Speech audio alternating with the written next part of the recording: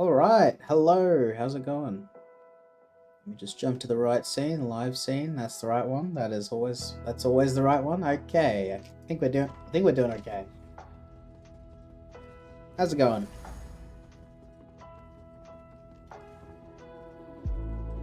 So I'm just gonna pick up where we left off yesterday. So I'm in the middle of Old Orsinium because I was just grabbing the Sky Shard in here, but I decided, you know what, fuck it. This is actually an interesting quest line, so I'm just gonna do it just for the shits and giggles.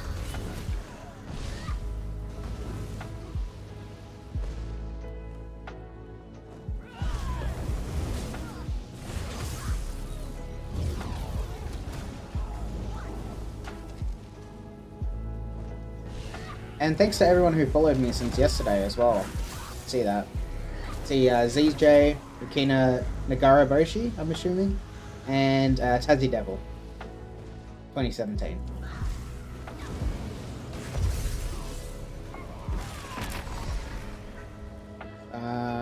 That looks like one of the bosses.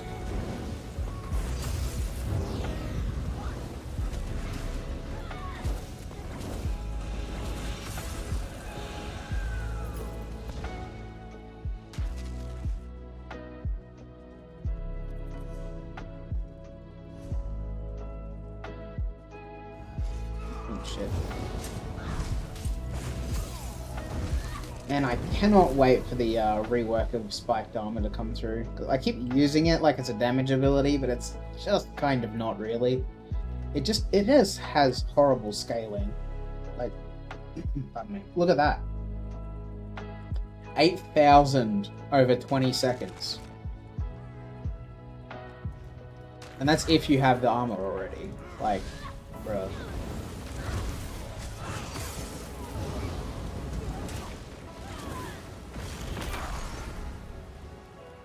It's pretty rough.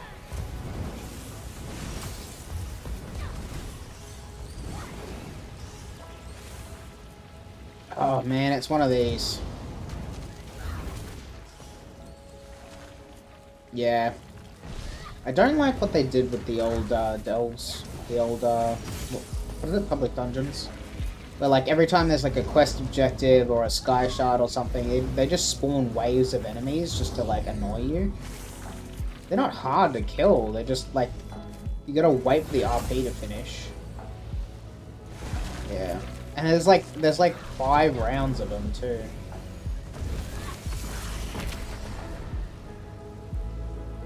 I think that's it. That should be it.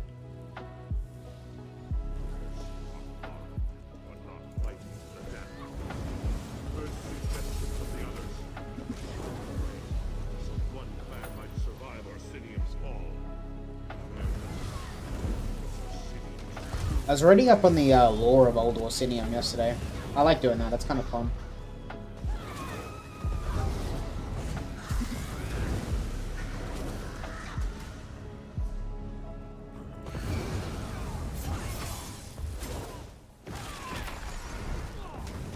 You just see Skinny just cycling between his characters. I'm assuming he's doing like writs and stuff. He does those on stream. I don't know. I don't like writs. I don't like wasting time doing them. At least, like, to me, it feels like wasting time. Like, I know you get good rewards out of it, and that's why people cycle it on their characters every day, but I don't know. I just can't be bothered doing that. I haven't done a writ on my main character in quite a while, I think. Shit, it must have been like at least 6 months since I've done a writ.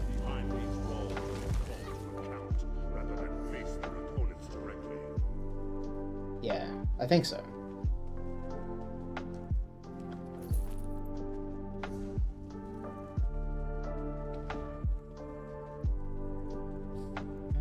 Yeah.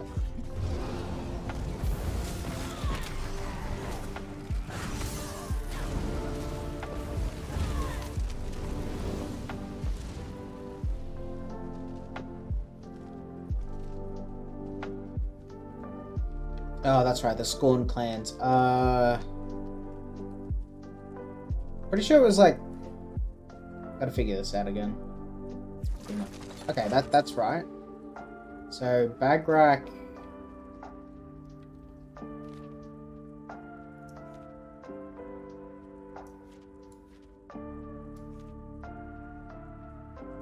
okay, so Bagrak, Igran, Farron...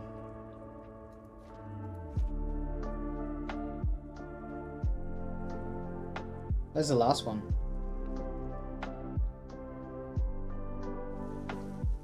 I'll try Igran.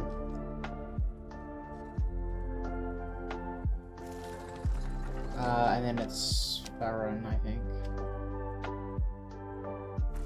Oh wait, no. Bagrak, I'm shit at puzzles, man. So Bagrak, Igran, and then was it Tumnosh or Shatul? I think it was Tumnosh. Nope, wasn't. I'm almost there.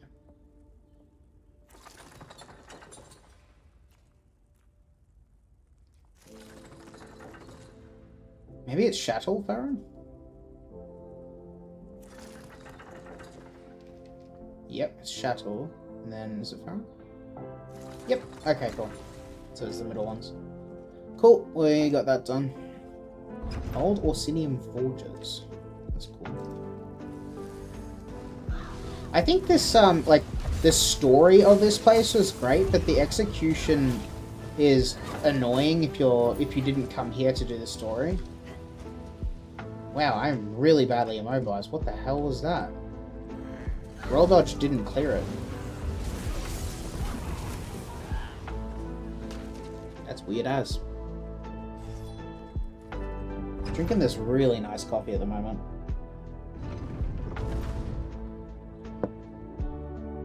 Apparently it was roasted in the Gold Coast. And not the Elder Scrolls Gold Coast, that is.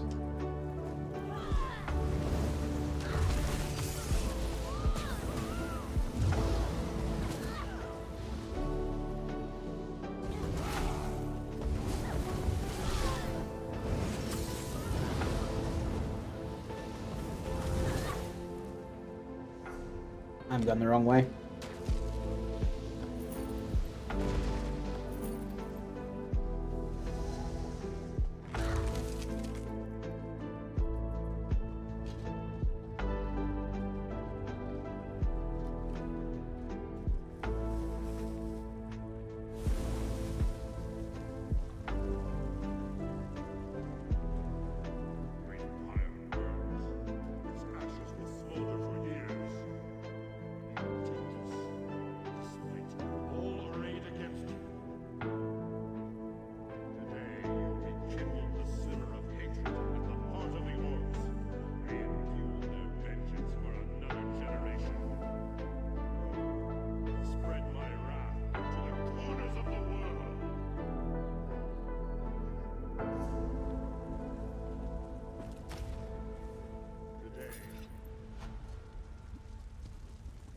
If only it was actually a Daedric artifact.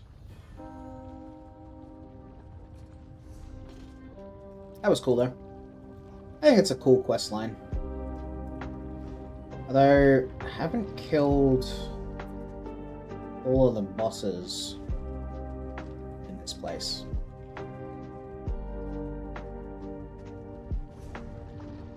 Well, I might go out this way. I don't know if the public dungeon boss that actually gives the skill point is out this way, but maybe. Could be.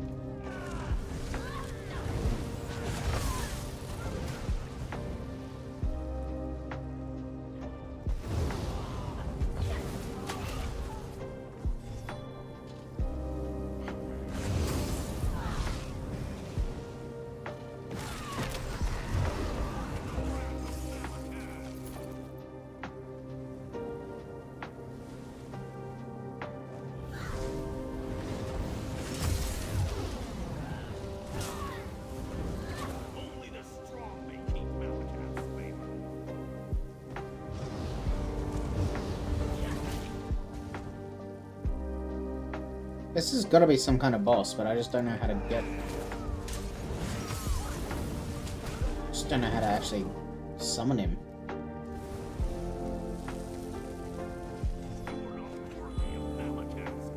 Oh, there we go.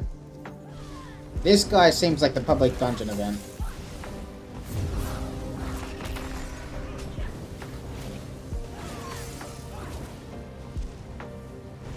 Yep, he sure was. Okay.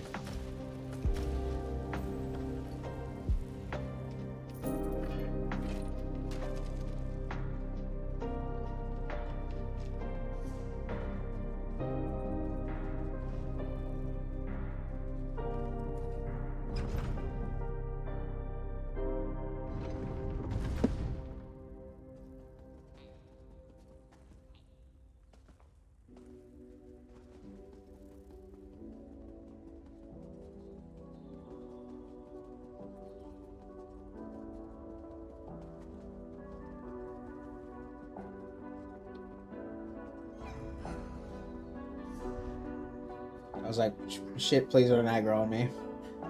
Oh, never mind. Ran past someone. Actually, I can just TP out.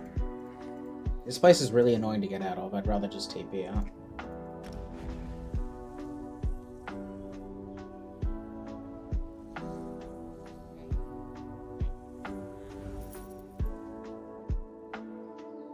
So I don't have very many sky shards left here. As far as I know. And I don't think there's any books either. I'm not seeing any books, so yeah, it's just over here. So we should be moving on to another zone soon. I should figure out which one I want to go for. So done Rothgar, we've done Blackwood. It's another interesting zone to do. Kinda don't want to do Somerset. Maybe Vardenfell. Have I done Vardenfell? I've done a lot of Vardenfell, but... Well, a bit of Vardenfell. Maybe we could go there. Bit of change in scenery. Yeah, sure, let's do Vardenfell.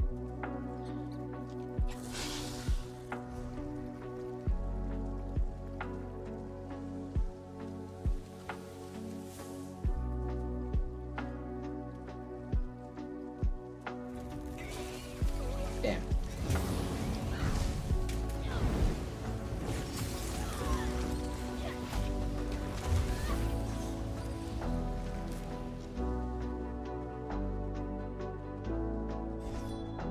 Beneath the ruined aqueduct.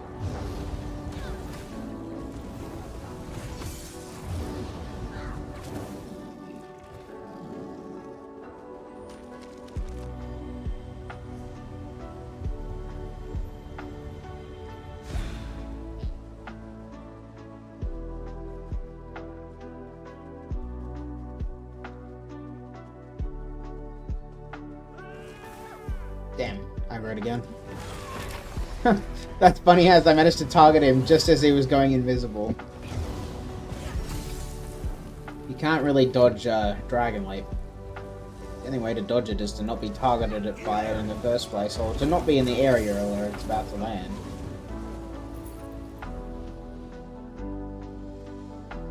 What is hold?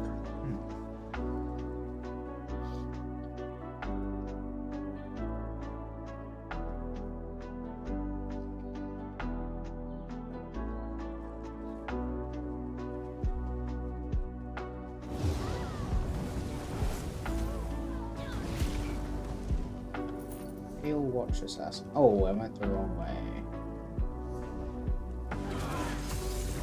Let's just read the map real quick.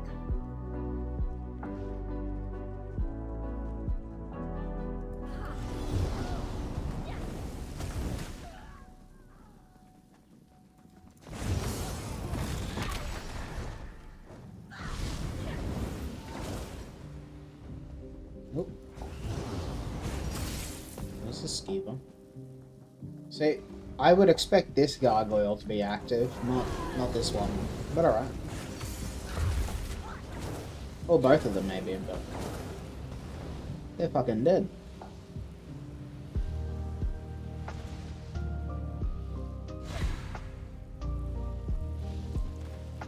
another skill point. Starting to really rack these things up now. Quick Cloak is getting very, very heavily leveled, which is really nice. What do I want to do next? Rending or Whirlwind? I guess I'll just probably throw Whirlwind on the bar. Get that leveled up.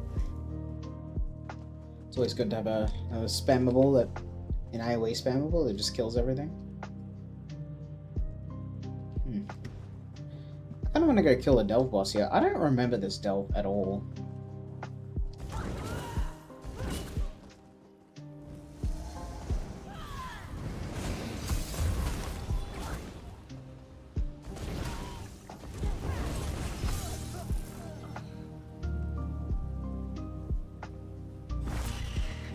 Come on.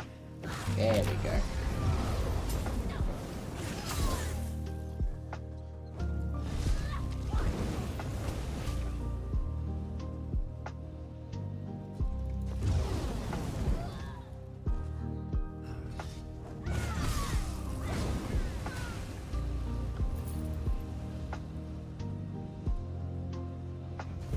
Ah, this is the Delve boss.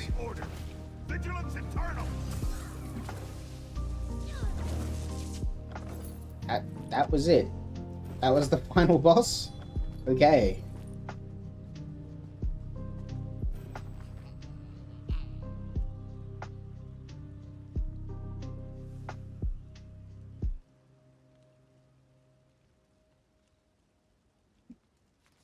Very confused what this is about, but I'm sure there's a massive story behind this Delve. Watcher's Hold.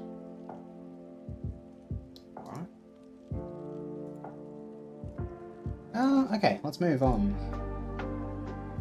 Yeah, let's do Vvardenfell. Fuck it. We go there. Let's go to Seyda-Neen.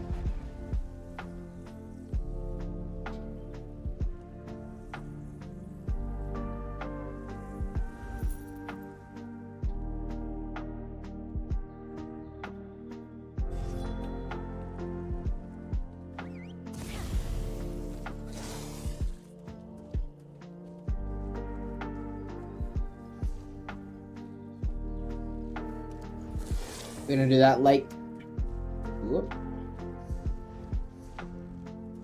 And on the way, actually, we're gonna stop by and pick this book up. Because I haven't been picking up many books, just doing Sky Shards. Close-ish to Equilibrium. No, it's not even Equilibrium. What's the next rank?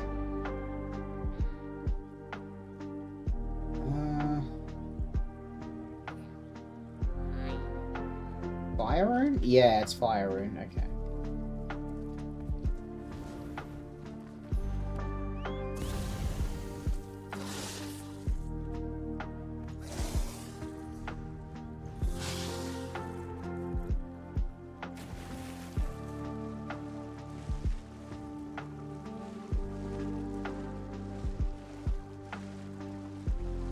It's very cool that we can at least actually swim around on our mounts.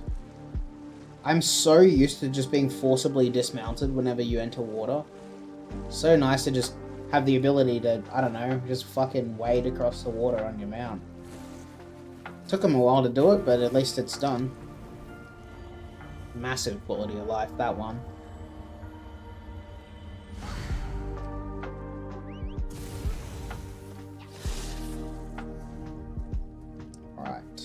Next book is up here near the world boss. We'll go for that.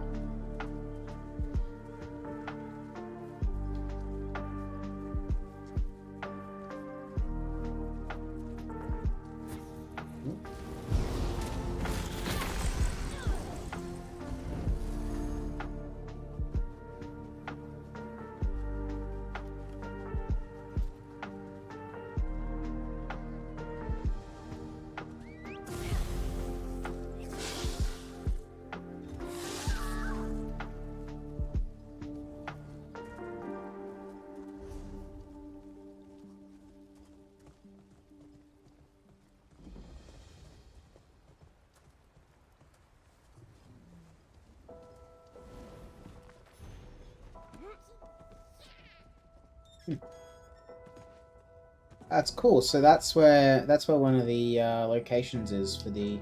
Wait, what? That was Eastmarch Law? I am confused. Hold on a second. How did that happen? Wait, was it that book that's in Skuldafn? It was. Oh shit! So um they put the hard to reach lore books in DLC areas. Okay. That's great. So yeah, I just finished that. That's good.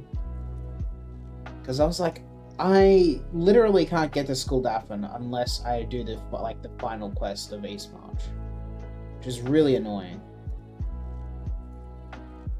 What am I getting the recall for? I'm very confused by that. Oh, it might have been a bug. I don't know. Alright, so what do we got? We try and do that world boss, actually. That might be interesting. Or we can just run. Yeah, let's just run and go do that and then go to the public dungeon. Might as well. Could be fun. I mean, I always like this zone. I know it's literally just Morrowind, with a couple extra areas, and also you can't go to Sheogorath, which is really rough. But it's there on the map. It's just you can't go to it, which is pretty rough. It's very oof that you can't go to Sheogorath.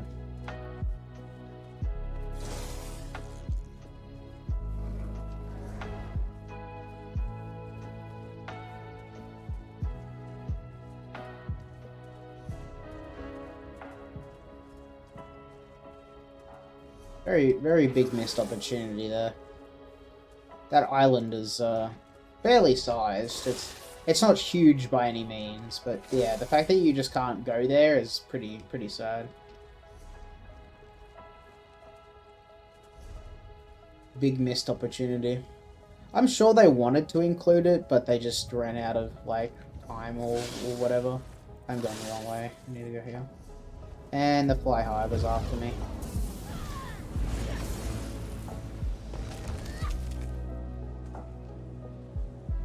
I'm not in combat anymore. Why is it saying I am? That's weird.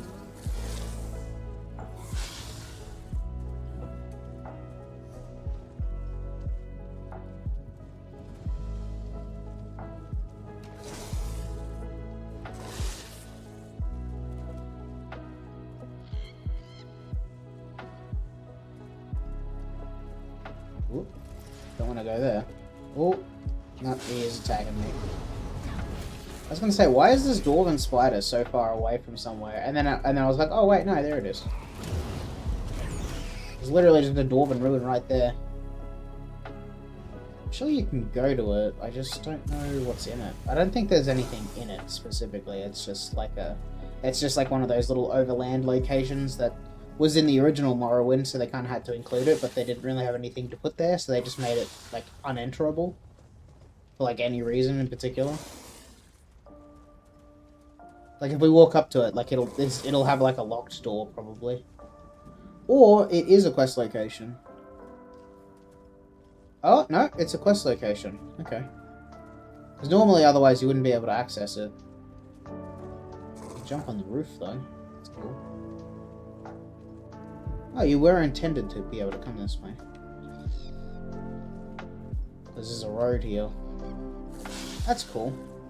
Maybe this exists in Morrowind too. I'm not sure.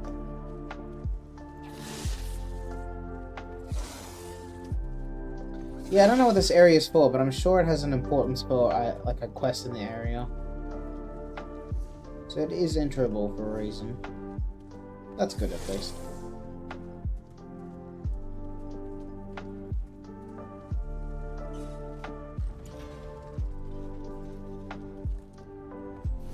Yeah, didn't aggro them. That's good.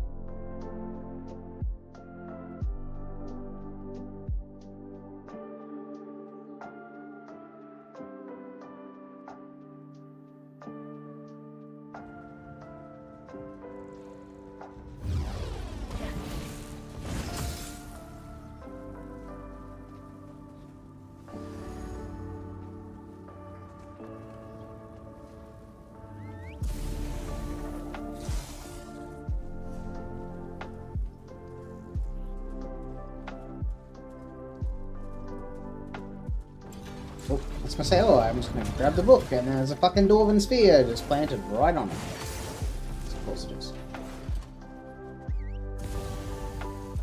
There we go. That's 6. I can get Fire Rune if I wanted. Not that I like Fire Rune. It's one of those abilities that just does not weave well, like, whatsoever.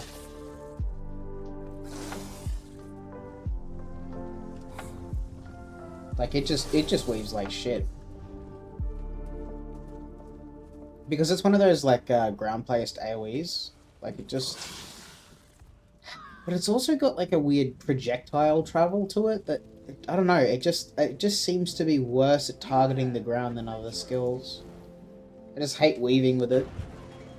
Like, Winter's Revenge doesn't cast very often, but somehow Fire Rune is worse. And I don't know why.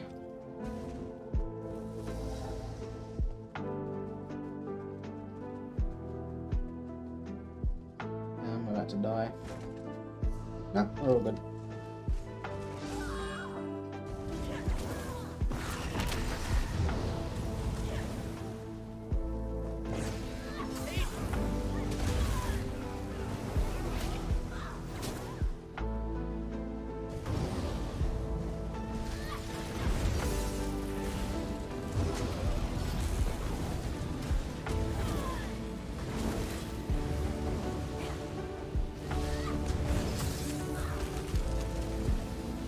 Oh, yeah. They really fucked up with the targeting, and I think I know what the problem is. So, the way that it's got it set out is there's the whole automatic thing, there's the off, and there's on. My assumption is that on literally just auto double clicks for you. That has to be what it is, because otherwise it would probably just work. But because it forcibly, like, double clicks, I think it fucks it up sometimes, and it just doesn't cast it. That's just my assumption. Like, I'm pretty sure that's what it is. I'm pretty sure it just auto double clicks it for you. Because, yeah, like, you're a lot closer to the server than I am. But you still have the same problem. It's gotta be some server-side problem. But they should just redesign the fucking button. Let's just use a repair kit. Eruption does feel good. This is the only one that doesn't feel like it doesn't really go off. Or that it feels like it doesn't not go off. Yeah, wording. English. Yeah, whatever they've got going on with those abilities, there's something wrong there. Boneyard kind of is a bit rough too. Actually, I would argue Boneyard is worse than them.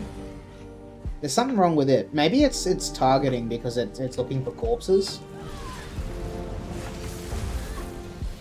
That's my assumption there. But, like, I don't know. Do you ever notice that with Boneyard?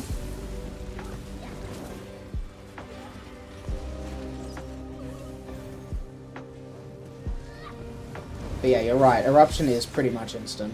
Like, it feels really good to use. Which is why I'm really fucking annoyed that they're getting rid of it.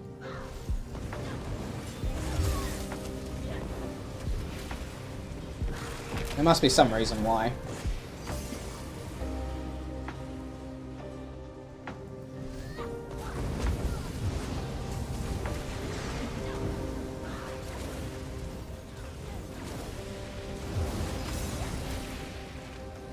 For all we know, Boneyard could just be a reskinned Winter's Revenge, but I have a feeling that it's kind of worse because it's looking for corpses.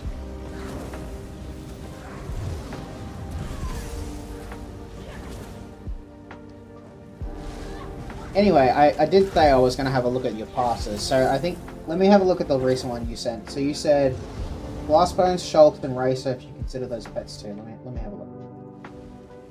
Man, I just hate seeing Cutting Dive as spammable. Like, I know your reason, but, like, fuck, I just hate it. It's such a shit spammable. Because it just feels so slow and arse.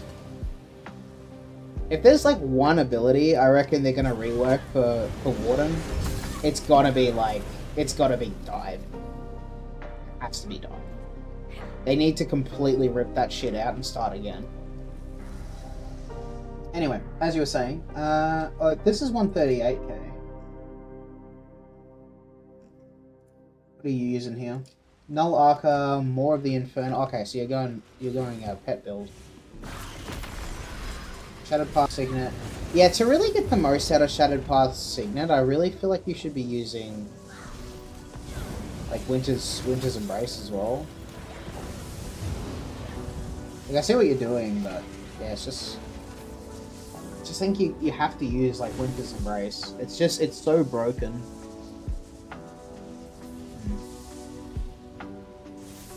Every line is maxed out at 3 of 5 DPS skills, and DK's new design is less about standing your ground and more about being a mobile brute.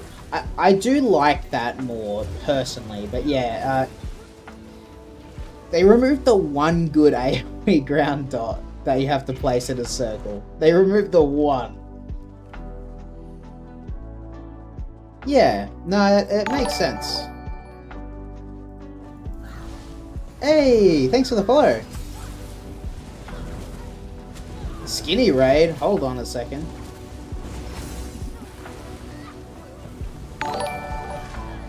That's a lot of people. Hold on a sec. Whoa, that's a lot of spam. That's a lot of spam. How's it going, guys? Skinny, you're jumping off already? Like 30 minutes early, man. Thank you so much, man.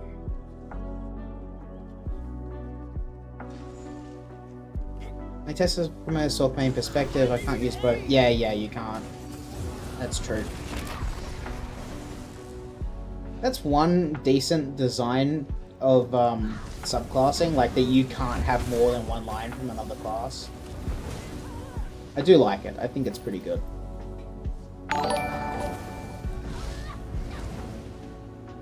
Thank you so much, everyone, for the follows. And for the sub. Oh my god. I really need to fix my my alert notifications, because it's just the same one every time.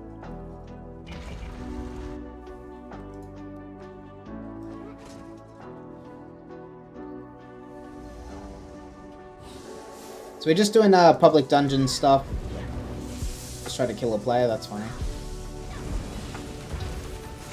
Gearing up the mag DK. Just like I was doing yesterday. Oh yeah, I got the skinny shirt on. We're wearing the same shirt today. Whoop. Wrong button. Don't worry, it's clean. I had a shower. We're all good.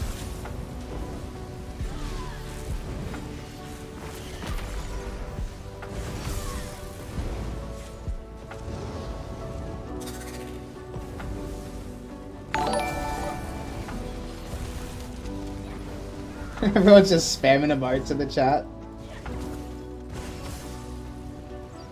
Thank you so much, man. I really appreciate it. He's finally coming back. Ah.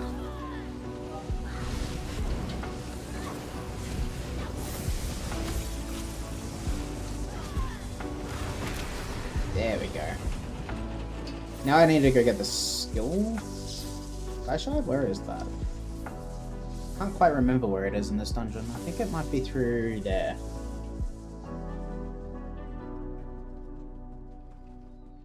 Gotta go through and see everyone who's followed. Okay, so Addy, Magenta, Pal Wonder Dog, Andy Dwarf, I'm just gonna say Norm, and Wiso. Thank you, everyone.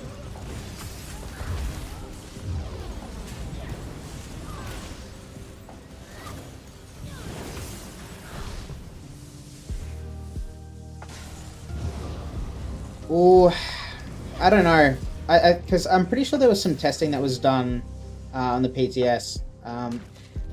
What they did was they just like increased the dot like damage tick, but it still ticks once every like 2 seconds. So it's kind of not that great because you'll get it once every. Hold on. So if we think about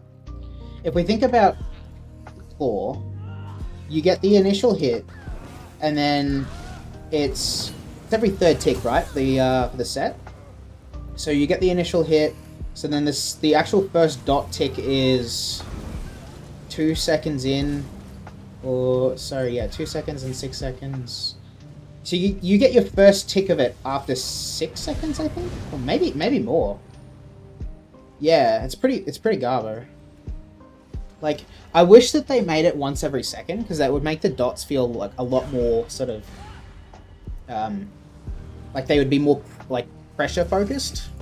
But instead, they just tick every 2 seconds, and like I get why, because they want to like reduce the strain on the server. Like, you know, having damage tick every 1 second kind of strains it. But like, yeah, Runecarvers is not that great with it, unfortunately.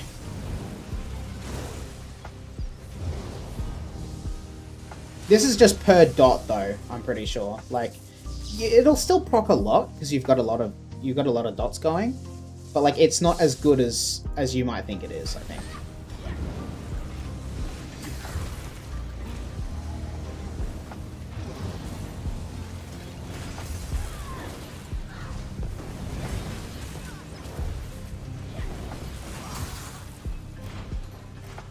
Oh, I can morph Whirlwind.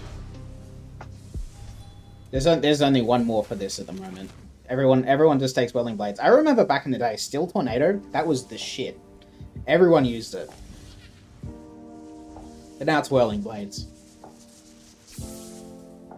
Yeah, true. Actually, it's arguably worse. I think you're right.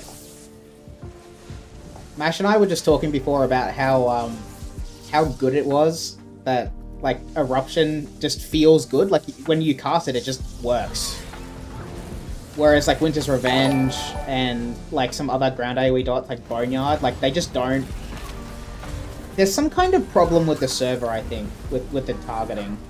Because like the way that the automatic ground cast thing is set up, I think it's set up in a way where it auto double clicks for you, rather than it just placing it, if that makes sense.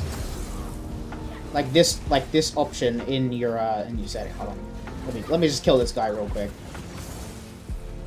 I'm trying to prove a point here. So in your settings, when you go to gameplay and quick cast ground abilities, when that's set to on, I believe it's set up in a way where it just double clicks it for you, which just messes it up sometimes. I need to get out of this dungeon. The Sky Shard.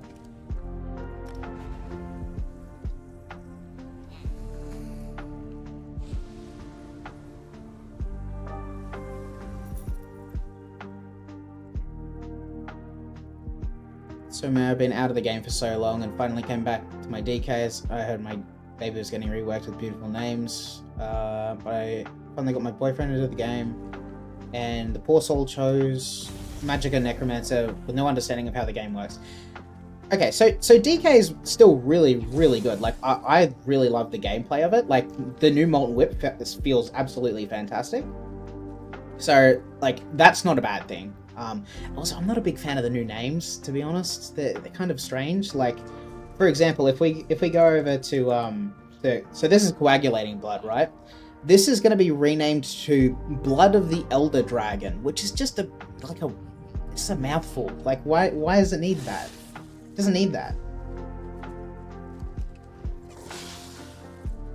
Yeah, so the reason single target dots stopped ticking on 1 second is because DK mains figured out they could use Claw as a spammable. This happened before their performance push. Oh, right, because didn't that mean that the instant dot tick applied with the sort of initial upfront, so it actually was as good as a spammable? Yeah, I'm pretty sure that's how it worked. That's why it used to be good. Yeah, I don't know why they decided to change all the names. Like, no one really liked that. I think that was a really stupid idea. It was pretty fun, yeah. Like, back in the day when it used to be, like, the meta, like, it was pretty fun. It does weave pretty nicely. I also think it's weird that they made it, like, alternate, like, animations. Like, if you cast it, it's now got this thing where, like, it claws up or, like, claws cores down, like depending on like what the last one was, which is cool. But wouldn't that be better suited to like Molten Whip, like something that you're actually spamming? I think I got caught in a little valley there. Need to run around. It's kind of weird that they did that with Searing Strike. Like for all the abilities, like you could have just done Molten Whip.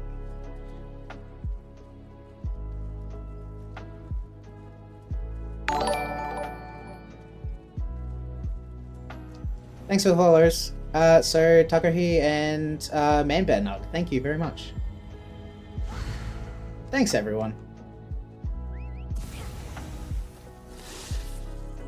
How do I get around there again? I think I've got to run all the way around this cliffside.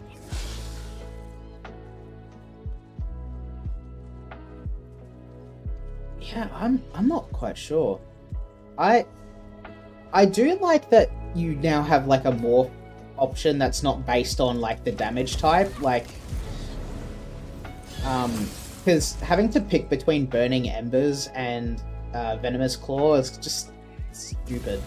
Because like I want to do more damage, but it's like if I want to do a pure fire damage build, like I have to take the morph that heals me, which, you know, the heal is nice and everything, but like you're locked into utility. You know, I saw this forums post the other day, and it was talking about how like the mag morphs are like very sort of utility and healing based, whereas like the stamina morphs are like damage focused. So he gave the example of biting jabs and puncturing sweeps, and also yeah, it applies to Venomous Claw and Burning Embers as well. It's like, yeah, I don't want to just heal with my Magmorph. Like, I want to do more damage.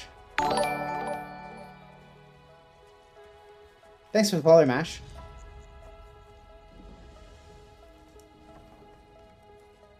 Currently on a Magicka DK, and always love DK, so what should I be running right now? Going Velothi, Tideborn, Deadly, Elstrom, Destro. Like, that's not bad. I guess it really depends on your build. Like, I'm seeing the new Shattered Paths mythic coming out. I should do more testing with it. I just had a look at a build that used Winter's Embrace, Ardent Flame, and I think it was... I don't remember what the other skill line was. But Herald of the Tome would work really good because it's very much about status effects. So you could do something with that and then use the new mythic, and then just go all in on status effect damage. But you could just use the standard really good damage sets as well. I don't know.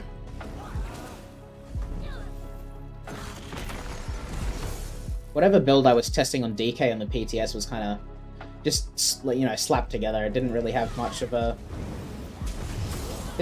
design to it. I was like, Null Archer and I don't even remember what the second set was. I think it might have been Well of the Depths or something. There's a lot of really good sets to pick from, to be honest. It also depends on like what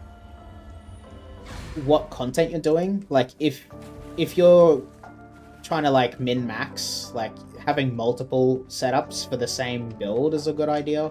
Like if you want to do ads really quickly, like having Sul'Zan is so good. I actually just got that the other day, and it was a long time coming because I put it off for so long. I put it off for like a year and a half, which is really stupid, but yeah.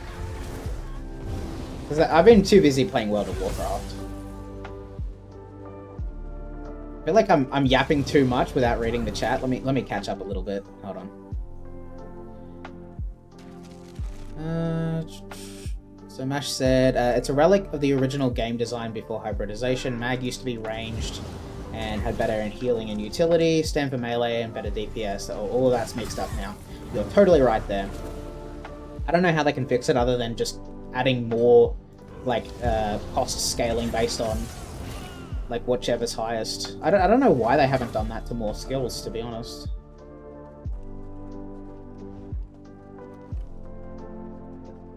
Yeah, they absolutely should have done that. Molten Whip should scale based on highest resource. I will die on that hill. To be honest, I think a lot of people would die on that hill, so I don't think I'm the only one. What am I doing? I got very distracted. Okay. Where do I go now? I think I'll just exit the dell and then run down and grab that Sky Shard.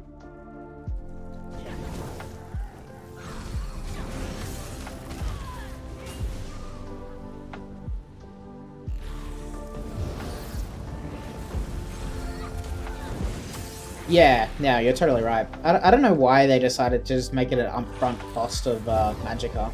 That feels really weird, considering the big beam ability, Fate Carver, like that cost max resource per second.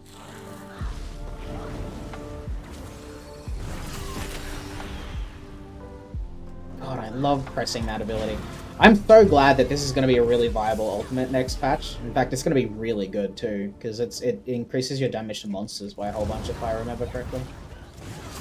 Like 16 seconds of 15% increased damage to monsters. Yes, absolutely. With light armor and medium armor, absolutely. I've been saying that for a while. I think the penetration on light armor is a massive, massive mistake. Like, it should be changed, in my opinion. Maybe both armors should gain some kind of, like, armor penetration, but, like, it's just not very valuable. At the very least, they could increase, like, the crit to compensate.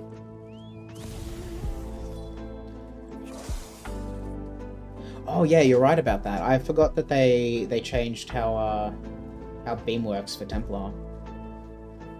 But yeah, still doesn't have any cost scaling stuff. We should really talk about that more often on the forums, I think. If there's one thing I'm good at, it's bitching on the forums.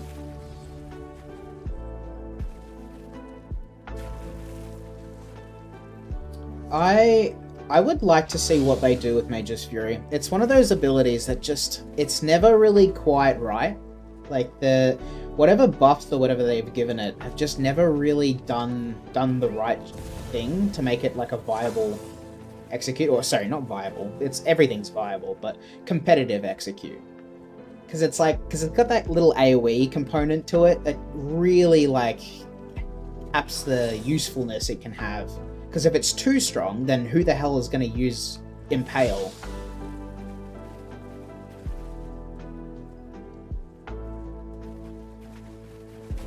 Yeah, I agree with the light armor, medium armor thing, because it's very, like, you just have to take medium armor. There is no option. You don't have an option. You just have to take medium armor. It's just too strong. Every time I notice my Magicka build, like with more light armor, you notice the difference, especially if you've got a crafted set and you swap out a piece for like one extra medium. You're like, wow, that just does more damage. You know, your sustain's a little bit worse, but usually you can find ways to compensate for that. But it's, I think armor should definitely be taken a look at. It's a bit of an elephant in the room, I think, and no one's addressing it. Medium armor has been the best for everyone for how many years now? Like, ages.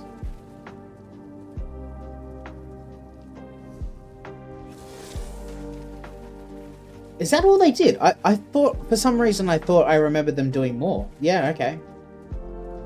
Yeah, Mage's Fury must have been one of the least touch abilities then. It's probably because they don't know how to balance it. Like, maybe if they rework it.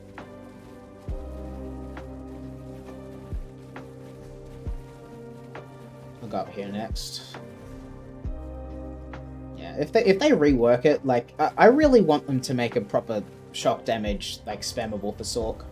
I understand that Crystal Frags is supposed to be the spammable, but not everyone wants to use a cast time spammable, you know?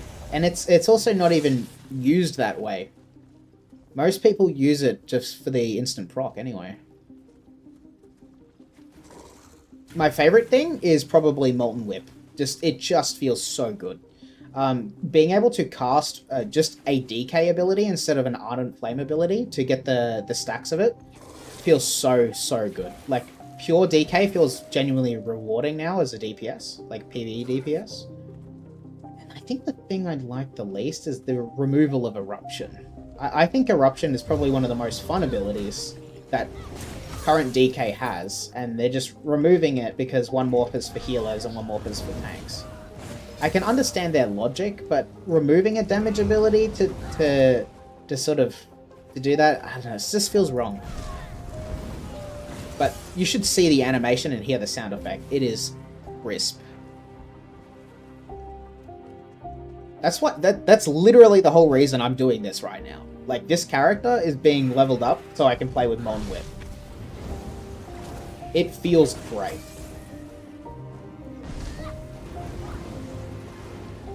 What's going on there?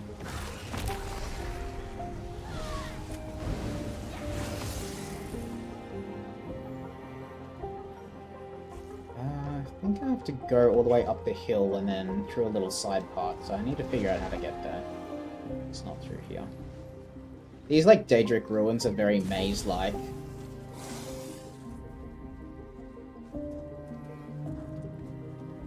we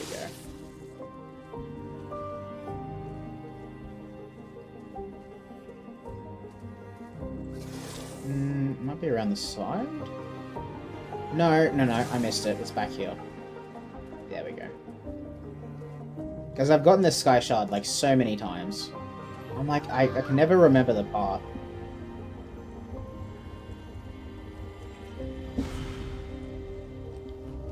I'm not leveling, I'm grabbing Sky Shards and lore books. Whoop. My character's already max level, I'm champion. Actually, that's the same year as it is now. Wow. Look at that. That's a little milestone there. I'm gonna take a little snip of that.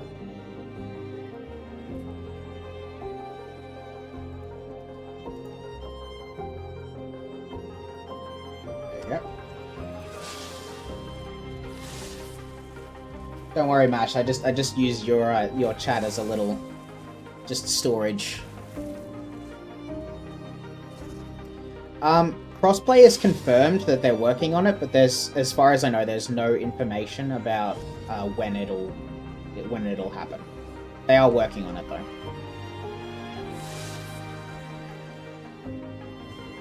I keep aggroing random shit.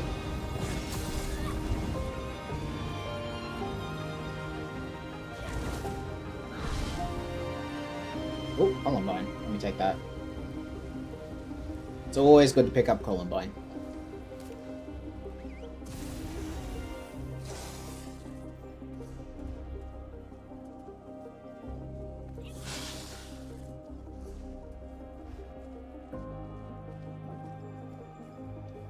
So, let's do...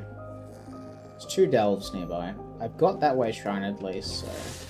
I can teleport back there after I grab this one.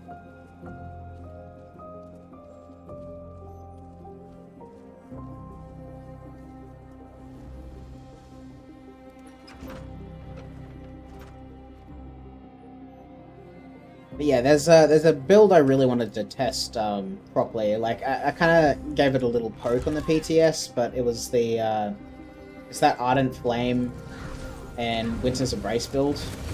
I don't know if I want to do like Shattered Path Signet and go for like status effect damage, because if I'm gonna do that, I need to go Warden with Ardent Flame. But at that point, I might as well just go for the full like 160k DPS build, because I did test on the PTS. I got 160k doing Tentacular Dread, which is the like 7% damage buff. I just ran past this, didn't I? Where is it? Is it up or down? Oh, it's down. And I remember correctly, it's Crushing Shock, Asylum Staff,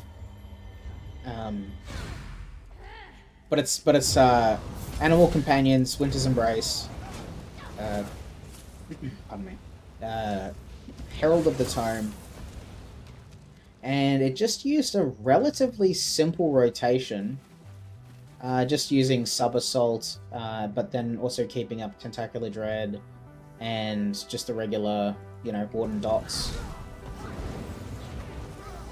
So it plays very, very similar to how I normally play it, except instead of having Cross Reach, I'm spamming Crushing Shock or Force Pulse.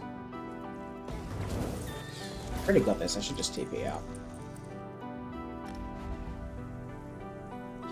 If you do subclass with anything, if you do subclass anything, you'll do DK with Templar, but you think you're going to go back to pure classes. Yeah, well that's basically what, what's going to be kind of, I don't know if meta is the right word, but it'll be very competitive.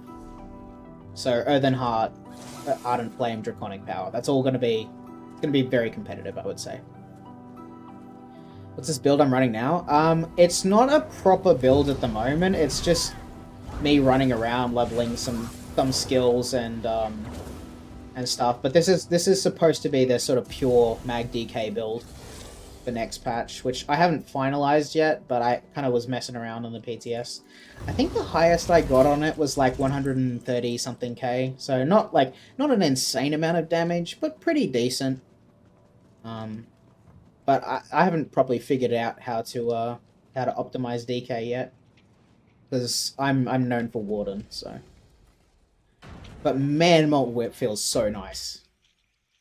You build up your stacks of it and you use it, and you get this really sick flip animation, which is way better than the current one, and you get a really nice sound effect too. It's real nice. Oh yeah, Volatile Armor, like this skill here, this is moving to Earthen Heart, roughly where Eruption is. And it actually scales with your offensive stats and increases your damage by 100 per tick. So it's a very good skill. Igneous Weapons is also pretty good, because it now just makes your light and heavy attacks do an additional fire damage every, I think it's like 1.5 seconds. So it's really, really good. I don't think it's as good as Volatile Armor, but it is certainly not bad. There it is. It's down there. I remember it being like this side of the room.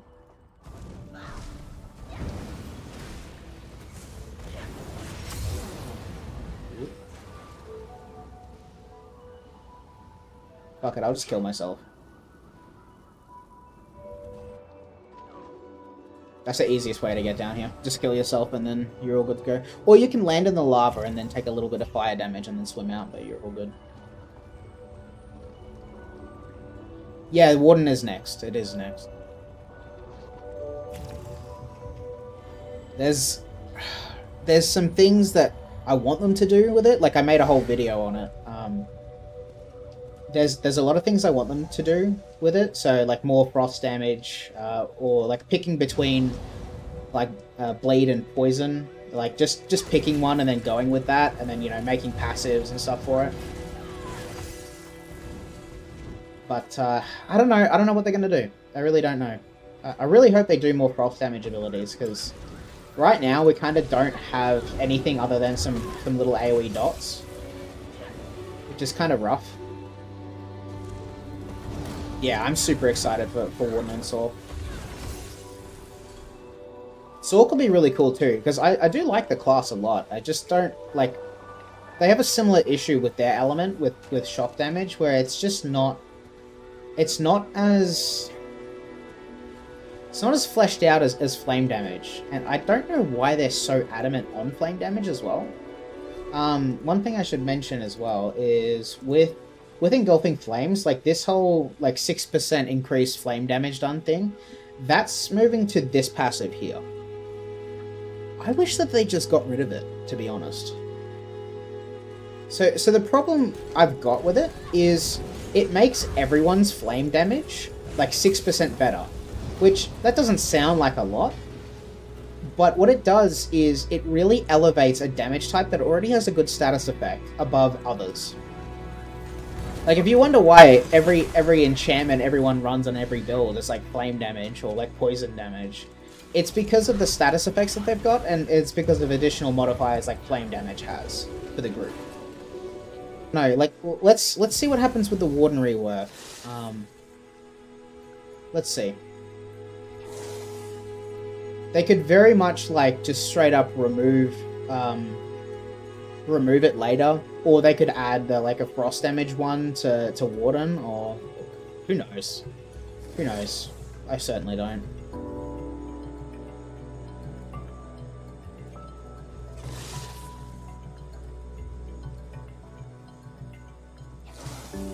Alright, so we are going to...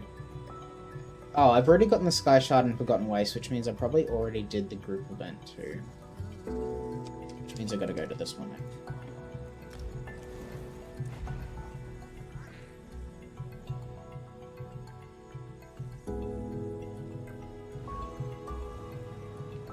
I think so as well. One thing I think they should do, like, if I was to discuss, like, status effects and damage types for classes, I would assign very specific damage types to very specific classes. So I would do either bleed or poison for the stamina animal companion stuff, and I would add whatever damage type is picked to green balance as well, like rework some of those abilities, get leeching vines to be a damage ability, etc. And with Nightblade, I would give them the other one. So if they got poison, for example, I would keep their siphoning line as magic damage. But if they were the one that got bleed, I would actually make every single damage source on their entire class to be bleed damage. Because to me that makes a lot of sense. Like, Nightblade and Warden have two very interchangeable kind of damage types that they could go for either one. Like, both of them could pull off poison, both of them could pull off bleed, but I think they should just pick one for both, and then give them, you know, like, hemorrhaging status effect buff. Like, maybe its stacks can be increased by 1 if you have that damage line. I thought that was a cool ability, like a cool buff. So if you're really about, like, hemorrhaging procs, and you really keep up your stacks with it, if you take that class, you can do an extra stack and it'll do even more damage. Like, that would be really cool, right? But yeah, they should do that, in my opinion. In my opinion. I think for Necromancer, they've got a bit of an elementalist kind of identity going for the Magicka side of it, which I think is fine. Some of the frost damage abilities on there are like the AoE thing called Ghostly Embrace. That's on Bone Tyrant. They've also got Boneyard, and they've got Glacial Colossus. But they've got shock damage too with the Magmorph of Siphon and Skeletal Arcanist, which no one uses. And then they've got flame damage with, I think it's just Skull at the moment, actually. Because it used to be on Stalking Blastbones, but they reworked that into Gravelord Sacrifice, which I think still to this day is the worst rework they've ever done. But I think the stamina morphs for Necromancer should be all disease. Every single one. So including Skeletal Archer and Venomous Skull, like, they should just be reworked to disease damage and, like, some buff given to the diseased status effect. Necro is all over the place for sure. I think it's one of the classes that probably deserves a rework kind of more than other ones. Like, I would have put it just below Sork. Not after Templar and Nightblade. But they're doing Necromancer and Arcanist last. As far as I remember, the order goes DK, Warden, Sork, Templar, Nightblade, Necromancer, Arcanist. Pretty sure that's what they're doing, but again, I could be wrong. I don't know what I was doing there, I just killed them for no reason. I thought I was in the right spot, I got distracted again. For sure, I think the disease status effect could use a little bit more love. It's a bit bad. Like, it's supposed to be like the AoE status effect, but it's not really great at that. And there's also like no abilities that really use it, other than Blighted Blast Bones, I think. And like technically you can proc it from Relentless Focus too, but why is that disease damage again?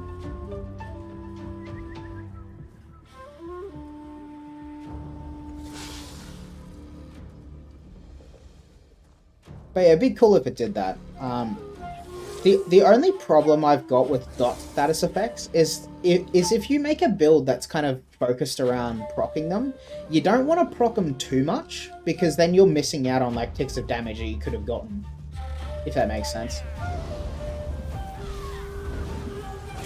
That's why when they reworked Glacial Presence, I specifically told them, like, you need to increase like Chilled's direct damage. Like, don't make it a dot or anything for us. Like, make it just hit harder.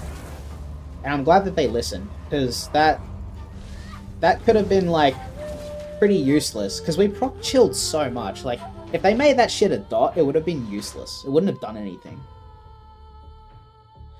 For Templar, I would probably give them Overcharged. What is going on there? What is going on there?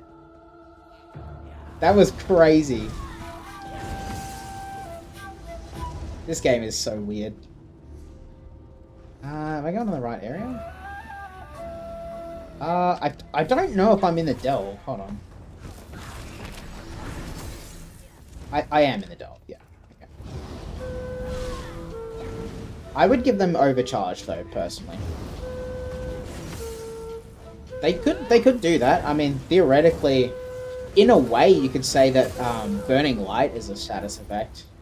It's not really, but it's kind of like a damage proc like one. It would have been cool if they made like radiant damage for Templar, but that's not really a thing in the Elder Scrolls. So, like, it's usually just fire damage. Because if you think about Skyrim, you do have like the vampire killing skills, but I'm pretty sure they do all fire damage. So radiant isn't really a thing.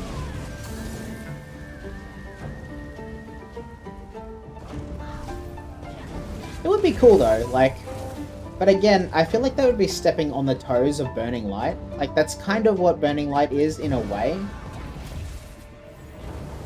But I guess it used to be more like that anyway. Because Burning Light now just procs kind of from like any damage, rather than specifically Templar damage.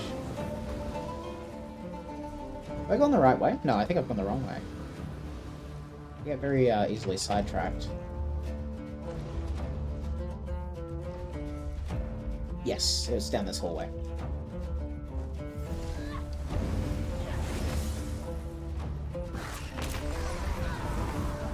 That was pretty epic. I fucking love that ult so much. It's like one of the coolest feeling ults in the entire game. And I'm not getting this Sky Shard because I got stunned. Nice.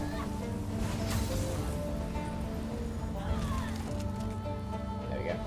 Oh no, not again. Oh, I actually got it this time. That's pretty crazy. Okay, that's that one done. I think I just want to leave the delve and just run to the next one.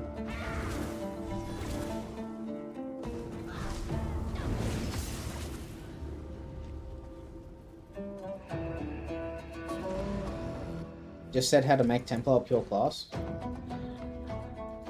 Actually, yeah. Thinking about it, maybe that is a good idea. I don't know. Although I feel like they might do something like that, but it might not be a good idea to just straight up make it like that. They might do something along those lines where maybe it's more effective if you just have Templar lines, or if you're just using Templar abilities or something to that effect. Because I feel like pure Templar, in a way, is like an archetype. Yeah, it's probably not a bad idea. Especially because people are mostly abusing Adric's Spear for burning light procs. Like, they're not using it mostly to use the skills in Lion, because frankly they're mostly pretty shit. But it's got some good ones, like Jab. Like, Jabbies is always fun. When I was playing Infinitive Archive, the Shulks plus Jabs combo is very mint. Does so much AoE damage. Very, very much damage in that one little spot. Like, just in front of you, like, you've got the jabs going, and then you've got the Shulk also hitting in that same spot. Lots of damage. Very fun.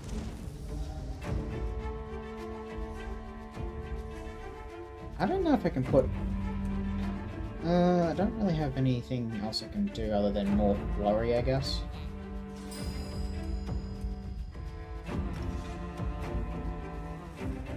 I guess I'll just do that. Throw it on these guys. Sure. Oh, I should have been picking up lore books. I completely forgot to do that. I think I'll take the Way Shrine back.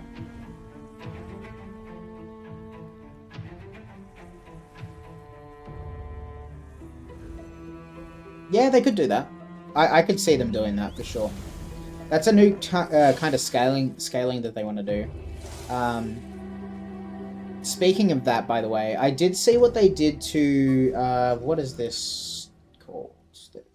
One of the new passives increases the like burning proc rate and damage, but it's based on like how many DK abilities you've got slotted.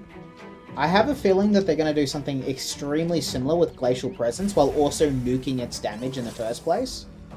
So, I'm not against that, considering the insane chilled proc rate and damage we got at the moment is just a massive band-aid. Although I do still think that chilled proc is kind of going to be like the theme of the spec and the class. I say spec as if this is like World of Warcraft. It's not.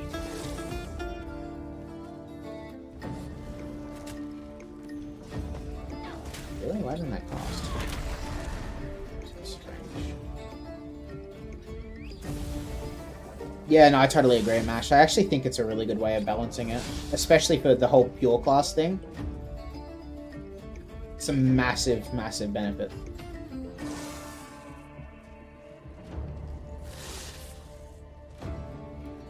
I like that as a balancing measure more so than the stuff like you can't get this if you're not a, you know, pure class or whatever, or like if this isn't your base class, you don't get this thing. It feels a lot less bad, if that makes sense.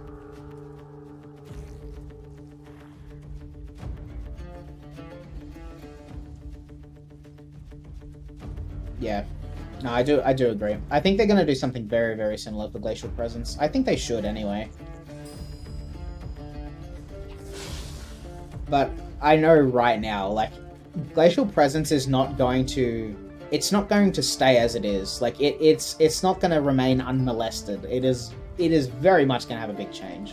Because it is such a band-aid of damage right now. Like, if you look on every goddamn Warden Pass that has Winter's Embrace, you just see Chill doing just absolute fucking mad damage. It's crazy how much it does. But it's only like that because it has to be.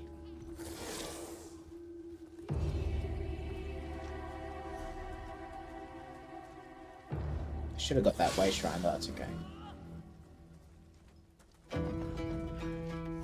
Yeah, I'm just aggroing everyone today. Yeah, there's ways to balance subclassing and there's ways to not balance subclassing, and I think they've kind of shown examples of it for both, like for all the DK stuff. Like there's good examples and there's bad examples. Bad examples is probably what they did on like what is it, week 2 or whatever for Molten Whip, where it's like if you have Engulfing Dragonfire, this does not give you like stacks, which is really weird. I don't hate it, but yeah, it like for this game it feels wrong. All right, let's have a look at what Mash said. Okay, so Light, medium, heavy armor equipment pieces now have equal resistance values. Okay. Passives across every armor type have been rebalanced to 50% of the value of a 1 to 4 piece bonus. Yep. Light armor changes. Nothing for Grace and Evocation. Yes, Spell Warding should definitely get increased healing and shielding. 100% agree there. I 1,000,000% agree. I'm pretty sure I said that they should at least have increased healing bonuses. Because, like, what's a healer gonna do with penetration? Like, let's be real, guys. What healer needs penetration as a stat? The only thing that actually gives them a statistical increase is the spell, like the crit, which is really weird. You get more healing out of medium armor than you get out of light armor, and that's crazy. What's my streaming schedule? Okay, so it's roughly about like, man, it's weird because I'm Australian, so I have a really weird schedule. It's roughly about 12 p.m. AEST to about 3 p.m. So I'm gonna finish in about an hour and a half or so.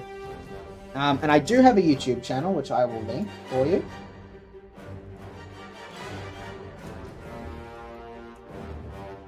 Let's throw that right here.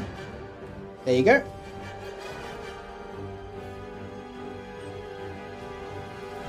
Looks like it posted it on both Twitch and YouTube, because I'm streaming on both platforms right now.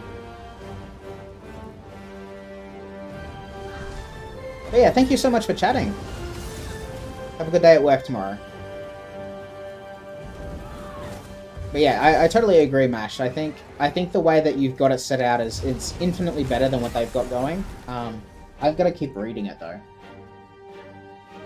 Concentration. Is that increased penetration? Like you've added penetration to it, or what? I can see you've given Prodigy more crit chance, which is good. It does need that at least. Yeah, thank you very much. Thank you so much for the follow as well. So, Dexterity, plus 2% crit damage and healing to 3%. Oh yeah, so you buffed that, that's crazy. Windwalker, no improvements there. Nothing for improved sneak. Oh, you changed it to a flat increase. Also, I'm so sorry, I didn't realize that you hadn't followed, my bad. I thought you'd followed, I'm so sorry. That's awkward. That's so awkward.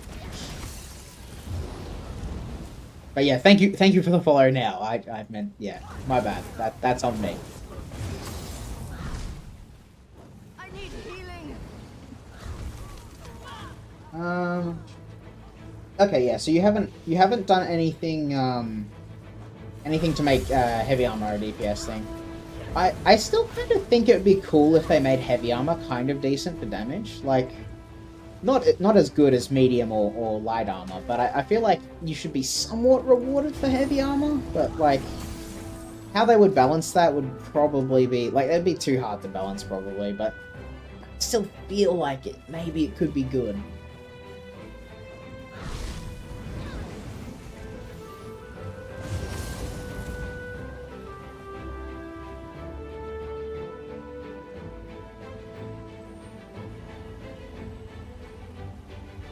Oh, that's totally fair. Look, some people pick it up better than other people. It's all good. It's not a problem. Yeah, I decided to start streaming on both on Twitch and YouTube. It just feels like a much easier way to do it.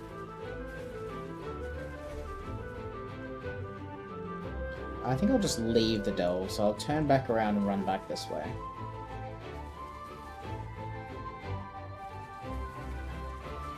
It would definitely equalize the two. And, I mean, adding another damage, like, you know, adding damage to heavy armor might not be too balanced, but, like, at least new players wouldn't be punished for being like, oh, I want to go with, like, a heavy armor, you know, sword and shield build. But, unfortunately, they kind of are at the moment. It's very much like, you have to play tank, or fuck you. The percent weapon spell damage on medium is the main reason it's so strong. It is pretty broken, yeah.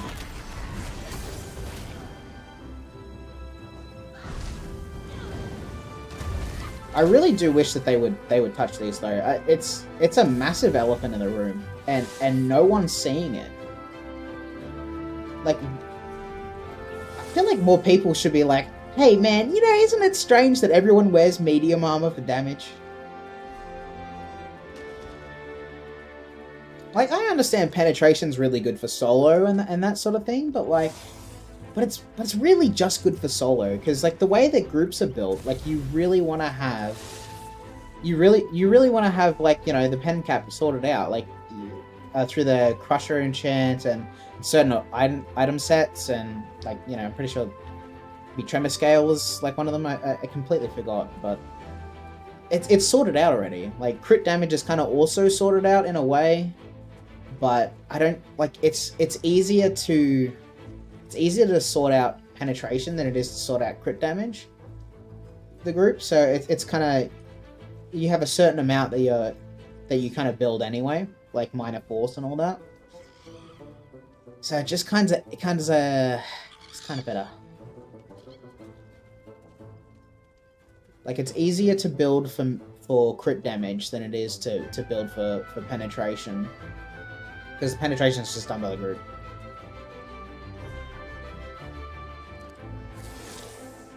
I'm starting to mince my words. I had like 6 hours of sleep last night, but I don't know. I think you need to reconsider a post class refresh world too. True. They did just add 10% crit damage to DK as well. Yeah. Yeah, I think you're right. Yeah, they definitely should have a look at it. Like, I'm sure it's not going to be perfect after the class refreshes are done, but it's definitely kind of a post-class refresh kind of thing, you know?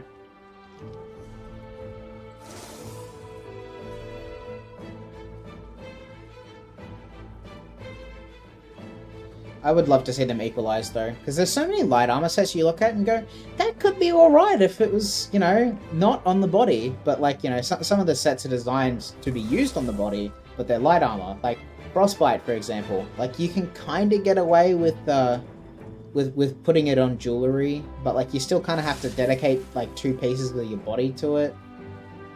And if you're using a mythic, you have to dedicate 3, which is like a big no-no. Like, you don't want to have 3 pieces of medium light armor, rather. It's pretty rough.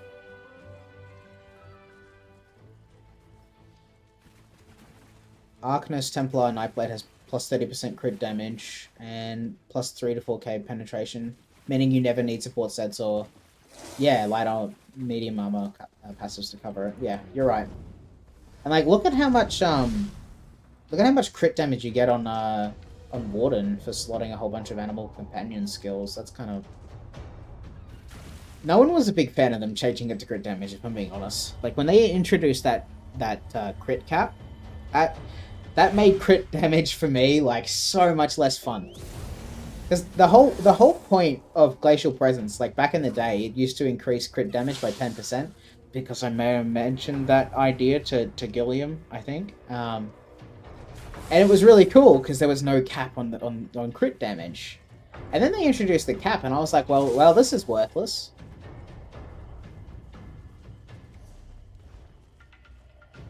It used to be real cool, but it's kind of unbalanced though, for sure. Like, increasing crit damage that much was kind of a little bit broken.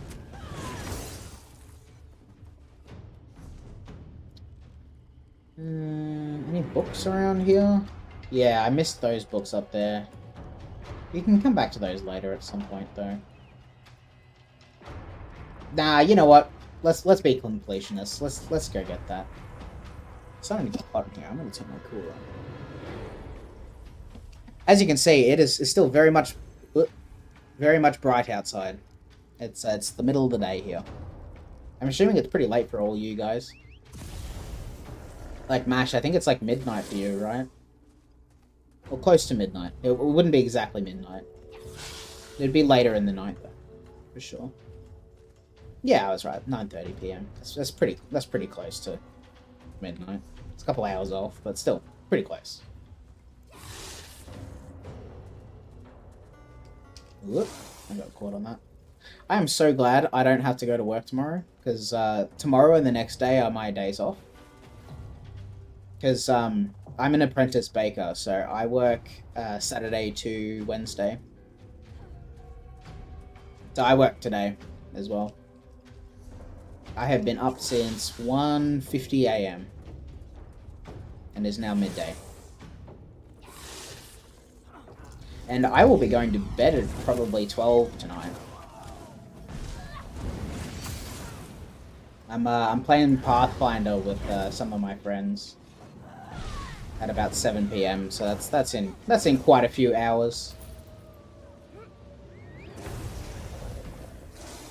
Yeah, I really decided to just give streaming a shot.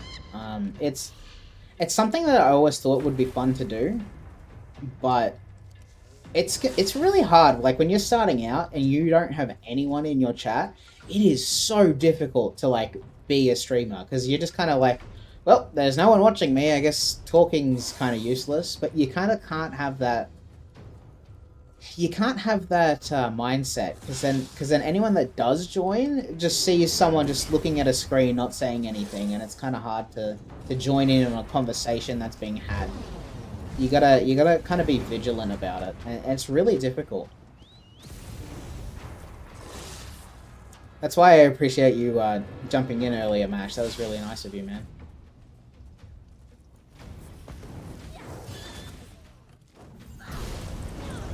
And everyone else as well with the raid from Skinny. That was huge. That was really nice of you. I'm assuming, Skinny. I'm assuming you've gone to bed or you're just in lurk mode. Either way, that's totally fair, man. You were streaming all day. Watching another person stream might be a little bit too much. I would be absolutely flabbergasted if he was still here.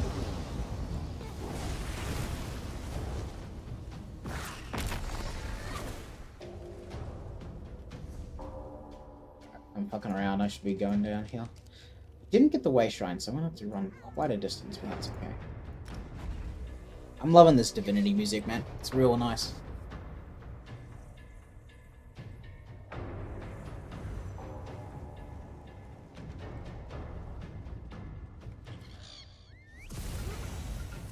You know, I am very curious to see if they're actually gonna do, like Frost Shulks and all that. Well, maybe not Shulks exactly, but like, you know, if they keep the way that the skill's designed, that would be great. It would be really cool if they were Ice Race. In the case of capable stats like penetration and crit damage on class passives, I feel like they should split bonuses. 5% crit damage is basically balance versus Night Blaze 2%, 2.5% crit chance, but it's too much in one place. Make it 3% crit damage and 1% crit chance per slot, for example. Yep, I can agree with that. If it's about standardization and trying to get like accurate kind of comparisons, for sure, 100%. Things are just not balanced properly though at the moment.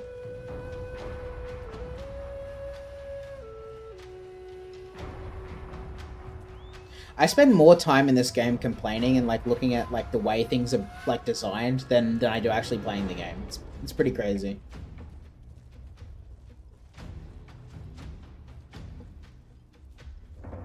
Yeah, it's extremely potent.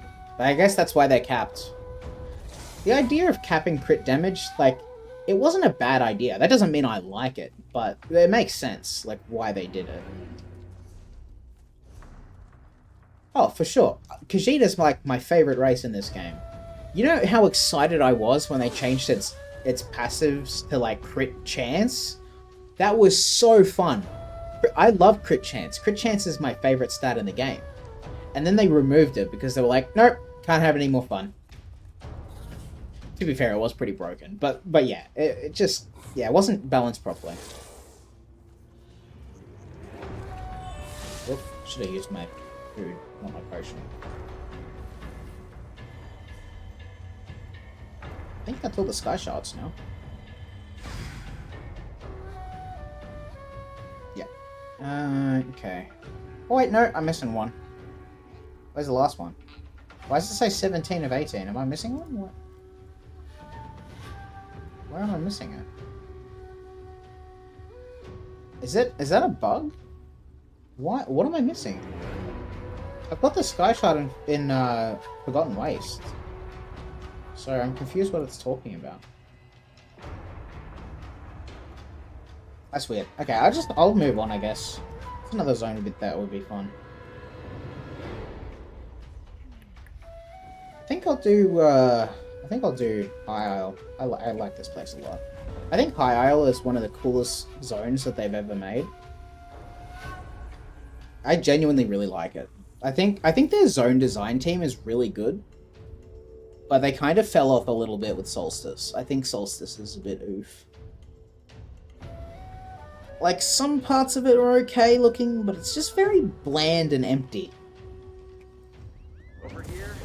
It feels like these zones, like High Isle, like Telvanni Peninsula, Northern Elsewhere, Vardenfell, Rothgar, like all of these zones just feel more alive than Solstice. Solstice is just like very flat, very, very dead. It doesn't feel right. I don't know if anyone else feels the same way, but it's just something wrong with it. I just never liked Solstice. There's something about it that just feels wrong.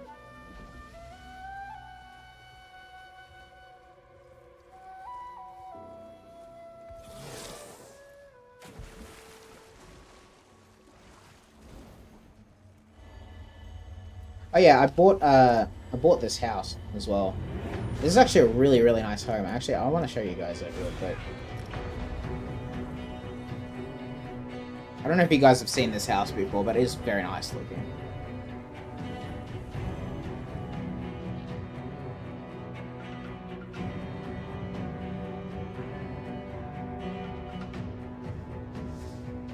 This is only in the store like a couple weeks ago. I only bought it a couple weeks ago.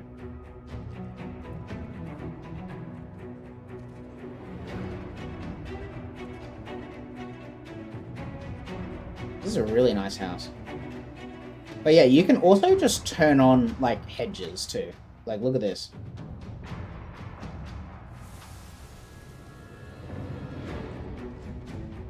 So I turned them all off, but you can actually just turn all of them on.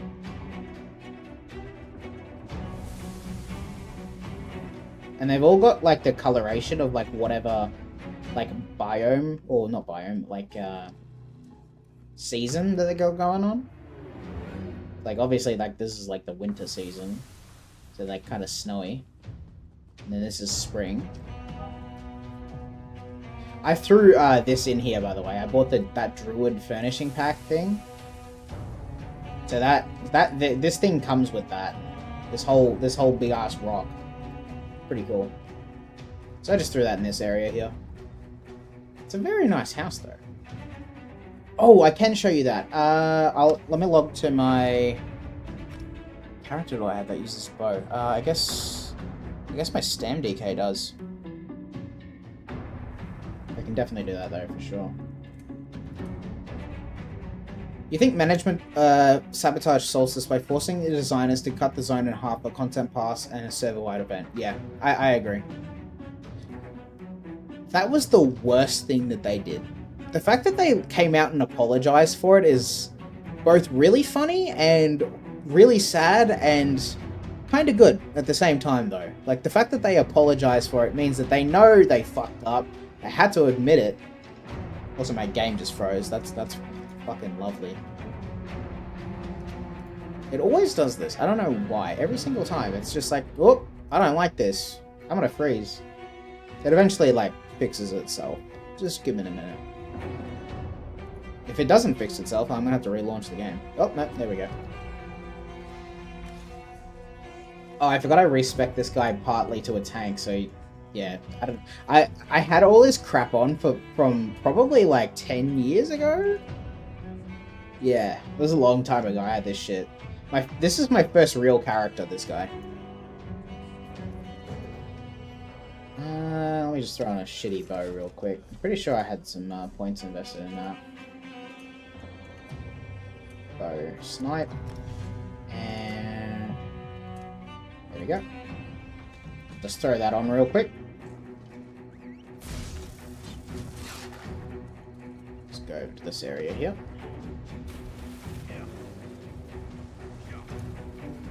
Alright, are you watching? Are you ready? Where's an enemy? Ah, okay, cool. Here we go.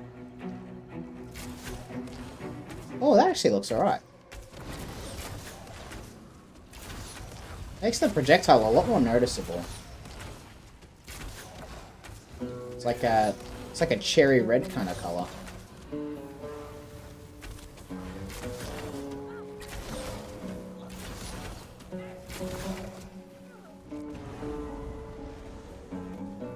Did you see it?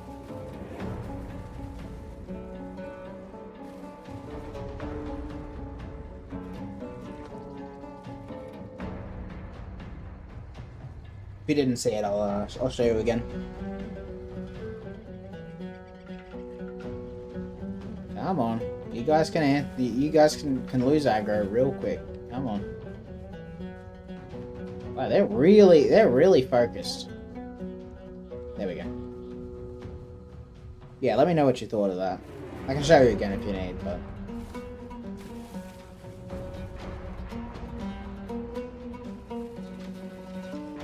yeah, it looks alright. I bought it because, you know, I thought it was cool.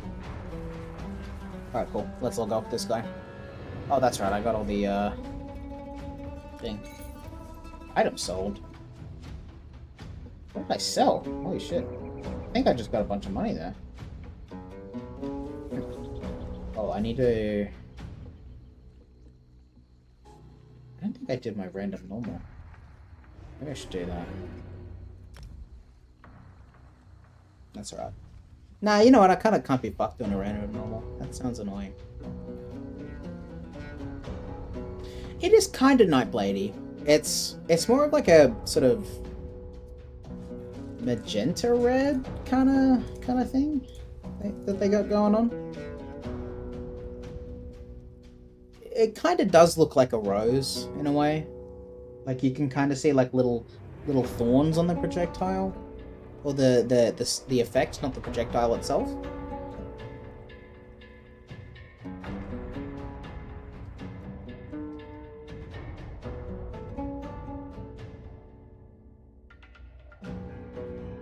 Yeah. So let's jump out here and keep getting our sky shards and lore books if there's any here. I should be doing base game zones for the lore books, but I don't know, I just like the DLC zones a lot.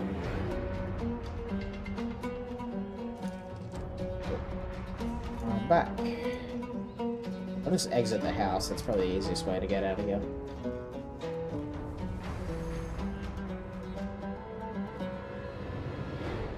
I see you swapped to YouTube, by the way.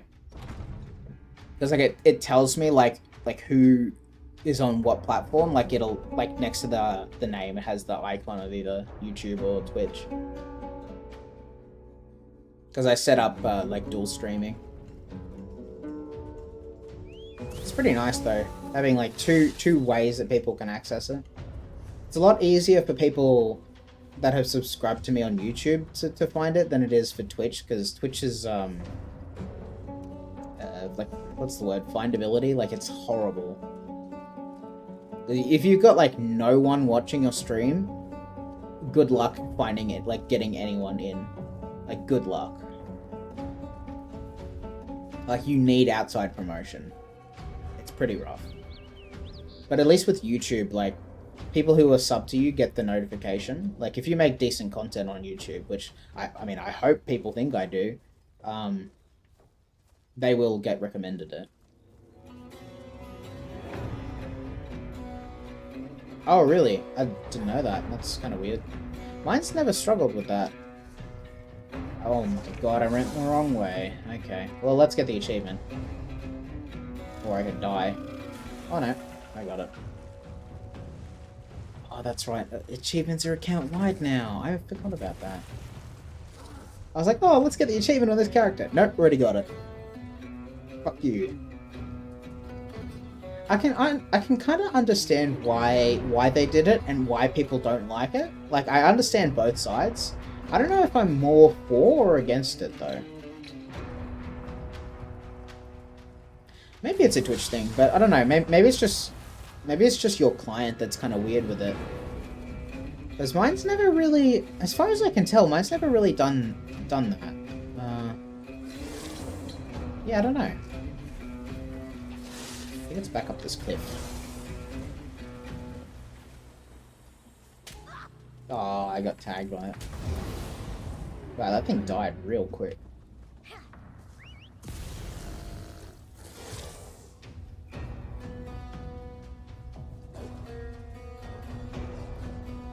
Oh, what? They aggroed? That's crazy. I was really far away from them.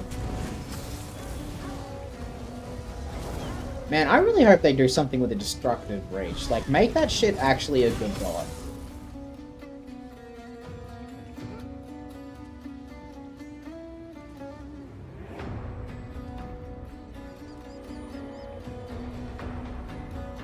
It's just so oof at the moment. I think we were talking before, and you were saying, with the flame and shock damage ones, like, they should just also have the same increase that the frost one does. And I agree. Like, I understand it's a band-aid to make frost DPS very, very slightly less shit, but it's still arse. Like, it would be nice if, you know, if you're playing like a flame damage build and you want an actual range spammable, you don't have to rely on, you know, using Burning Soul. I think it's called Burning Soul. Whatever the flame modifier is for it. Yeah.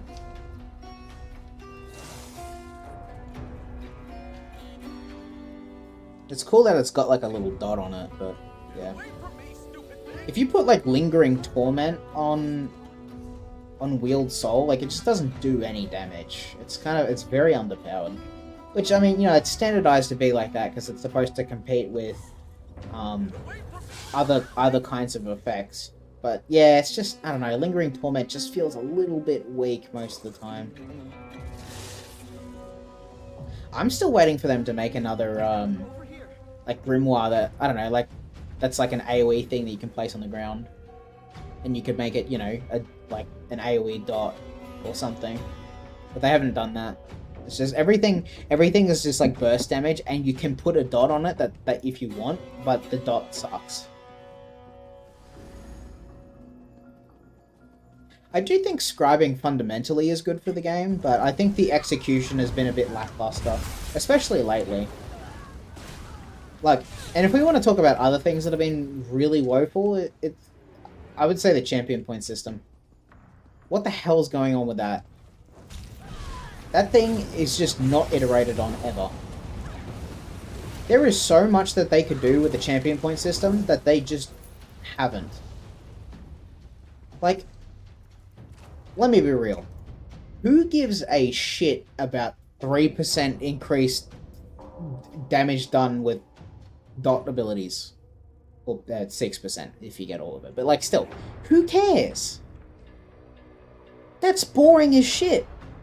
It's just a passive damage increase for, like, no fucking reason. Like, I would have expected the champion point system to be, like, class passives, or, like, build-specific passives that, you know, you take, because shit, they haven't even done, like, increased frost damage, increased flame damage, increased physical damage. They haven't even done that. That's like, if you want low-hanging fruit, that's the juiciest shit on the tree, man. Like, if you want to do that, you can do that, Zoz, but you just haven't done it. Ugh. That shit grinds my gears. It really grinds my gears. The champion point system is so badly executed. They advertised the whole like thing as like a big system rework, but they didn't fucking do anything with it. I think the slottable blue passives thing is a great idea, but I don't want to slot anything because it's all boring shit.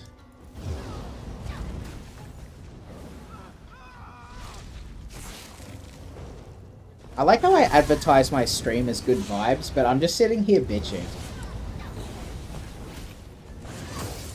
That is actually that is a me thing to do though. I'm very good at bitching. If anyone knows that, it's you though, Mash. Pretty sure this is supposed to be a boss arena. But that boss is dead. Might be able to come back later. It's not the group event boss anyway.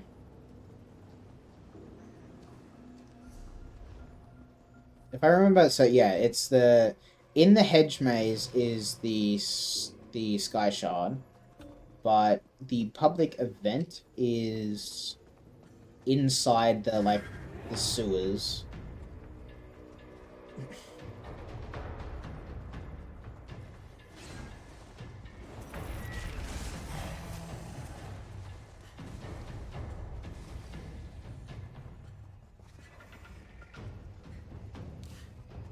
There we go.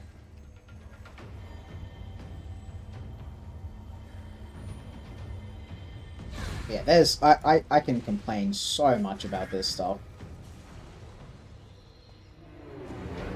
So much I just wish that they did. But it's just not been done. And you know what? It might actually be done now that they're genuinely starting to take a look back and go, maybe we're not doing enough.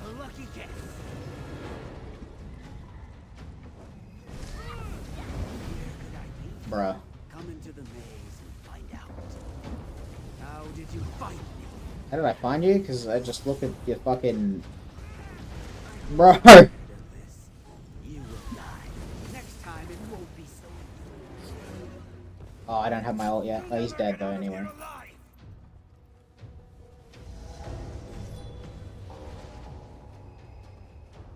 Oh, I just went back the wrong way. Okay.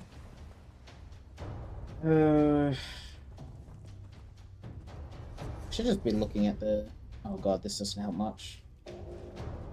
I think I'll just figure it out eventually. Whoop. Shouldn't stand in that. That could be bad.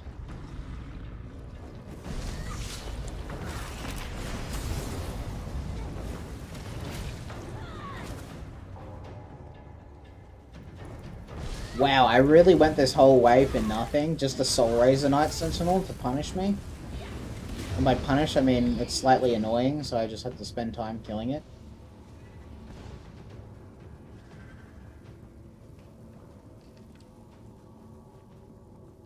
Oh, I think this is the right way. Yeah. That's the way out.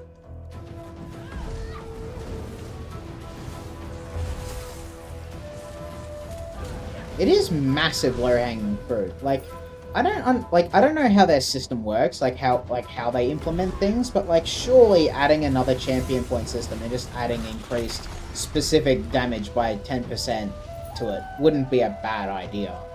Like, I would use the shit out of a frost damage increased one. That's major low-hanging fruit. That's the juiciest, ripest low-hanging fruit there is.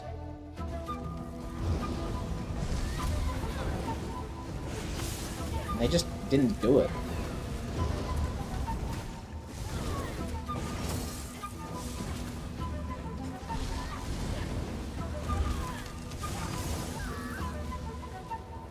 I think they should. I think they should do it. Because if you think about it, a specific damage type gaining, like, you know, 10% increase, right?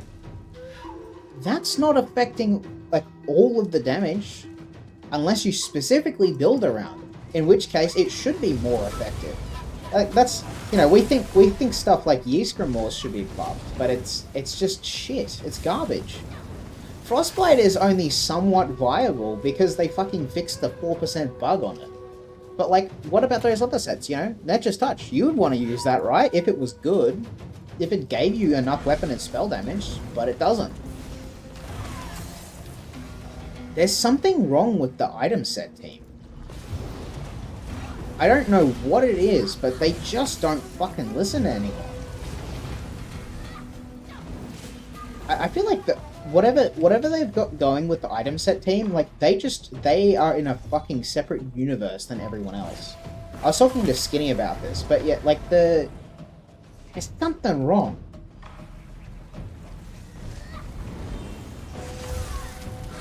The last time I remember them doing fucking literally anything is because I bitched about not getting, you know, enough frost damage sets on the forums one time.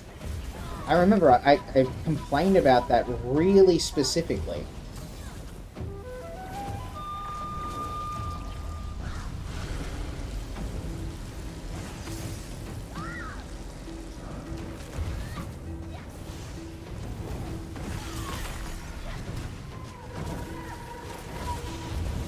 I would 100% be dead right now if it wasn't for that mythic.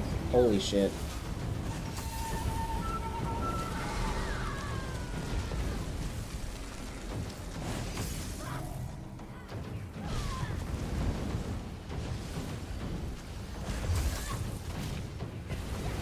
Hire an intern to add 2 CP nodes, but plus 8% magical damage or plus 8% martial.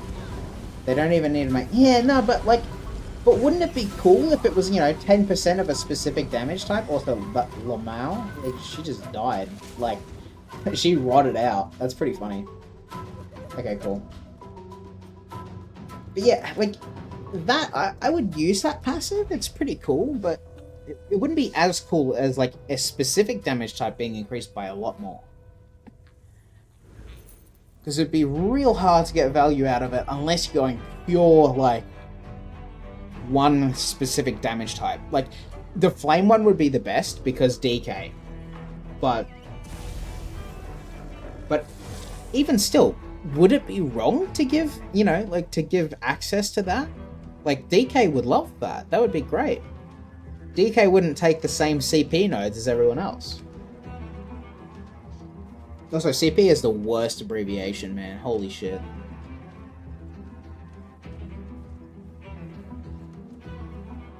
The funny thing is they made set standards to make this all easy, and half the time they don't even use them, or the standard that they do use is just so vastly under par that it churns out R sets. Yeah, exactly.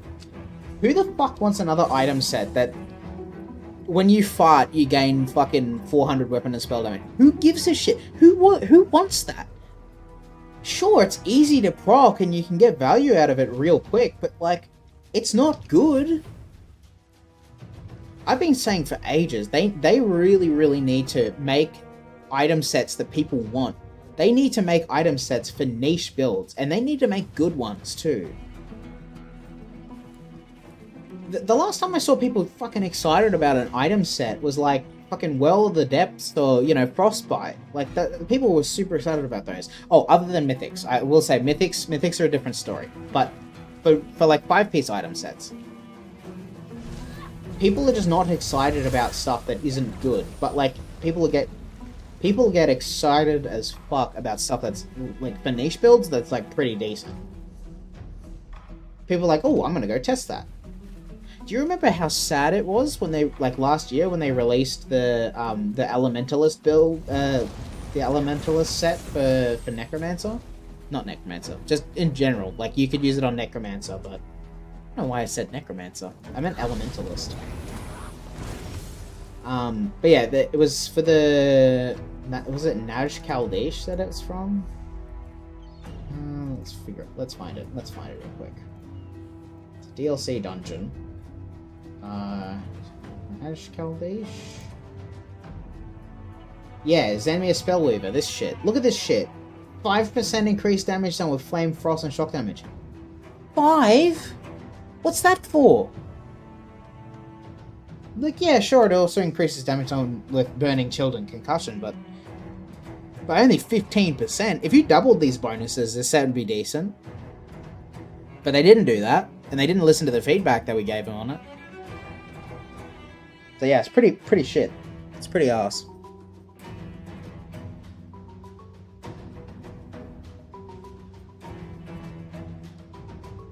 I don't know what the fuck they were thinking with that. You know, the other day on stream, I encountered someone who was actually farming Naj Kaldesh for that dungeon, for that set. Like, I was like, man, what are you doing? Like, I didn't say, like, you know, I didn't message him being like, hey, the item set you're looking for is bad, like, don't look for it. But I was just like, I did message him. I just wanted to know his reason for farming it, and he said, Infinitive Archive. And I was thinking to myself, surely there's better builds for that, even for status effects. How do I get this? How do I get this? I've completely forgot how to get it. It might be... If I remember, yeah, it's on that cliff face up there, but how do I get to that? That's the question. Maybe it's up this way.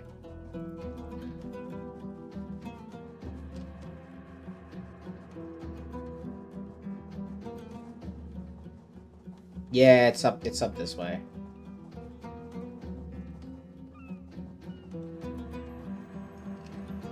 That is a butterfly.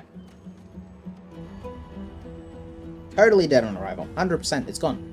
Not useful. No one wants it. No one should want it either. I feel bad for that guy farming it. Because the worst thing is that that's data, right? Like, the set team is going to look at that and be like, hey, look, someone farmed this set. It's not useless. It's a great set. It totally is 100% very good. Like, no. I farmed Ysgramor's Birthright back in the day because I thought it was good because it increased frost damage. I was like, well, surely that's good. And then when you actually do testing with it, you're like, am I stupid? This sucks. There's not enough damage skills to make use of it. It doesn't even give you an item... I was gonna say an item level. Fuck me, this is World of Warcraft now.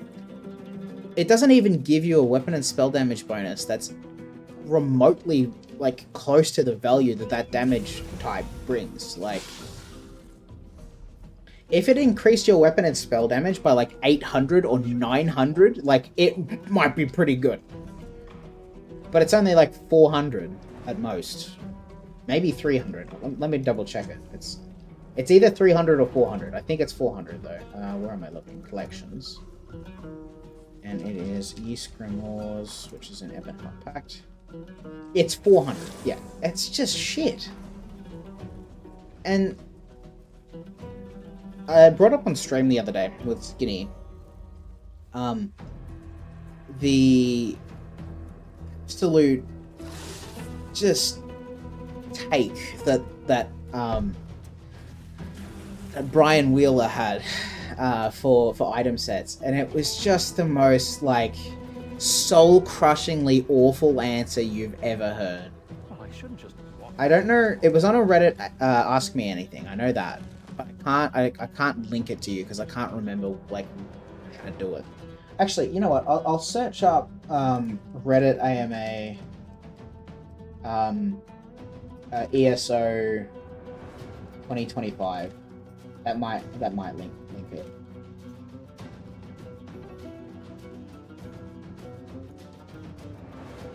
Oh, I think I found it.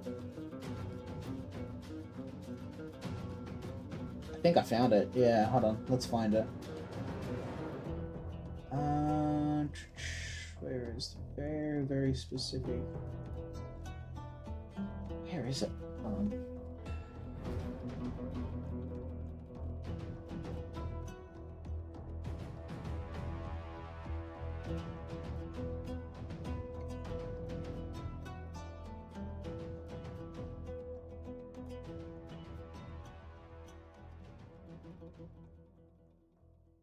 Okay, I think I found the exact one. Okay.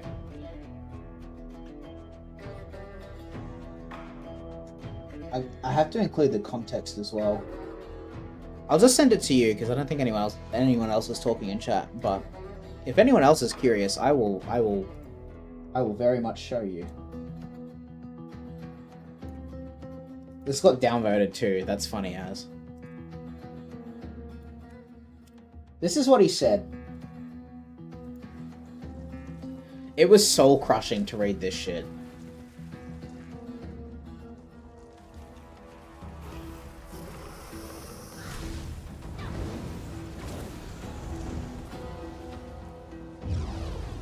Yeah, that's the thing. They were like, oh, like, Actually, hold on. I can't even remember what he said. Let's see. Regarding gear, it's a very subjective thing regarding what's viable or not, as every set has a place in ESO, depending if you like Trials PvP or just roaming around gathering for crafting. What kind of brain dead take is that? I can't even. Like, I don't want to be mean, but in that case, I'm just like, fucking, what do you mean? What do you mean? That's not how that works. Like, no wonder there's people asking, like, hey, like, do you even actually play your own game? Like, this is the kind of shit that, like, this is the kind of shit where we question it. Because it's like, that's not how the game works. You're a fucking developer, man. You should know how this shit works. You should know right now, not every item set is good. And this is the time to admit that, too. Like, hey, yeah, we need to do better. Like, we're going to work on it at some point. Like, you know, just say that. Not every item set has its place. It fucking doesn't. It really doesn't.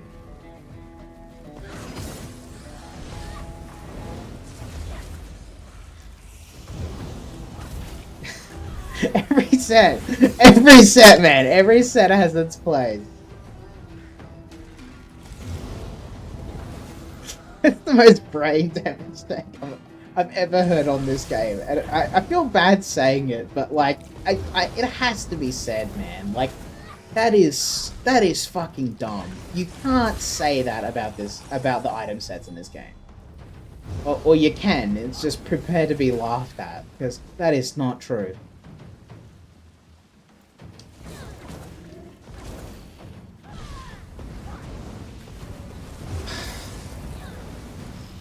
It's wild. It's wild to me. The fact that was said. I think I watched Skinny lose his shit over it again the other day when I mentioned it. Because it's like we've collectively tried to wipe this shit from our memories, but no, it's still there. It's still there. Oh, man.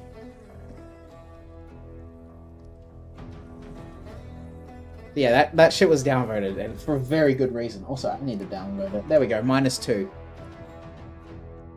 Now, I'll read you what Skinny said. He said, for the consumables, you're saying they can't be adjusted because of some arbitrary limitations that you guys have put in place? You realize you make all the rules, right? Better is better. It doesn't have to fit in some imaginary box. And then he said, as far as set balance, I understand not every set is made for every scenario. Of course it's not.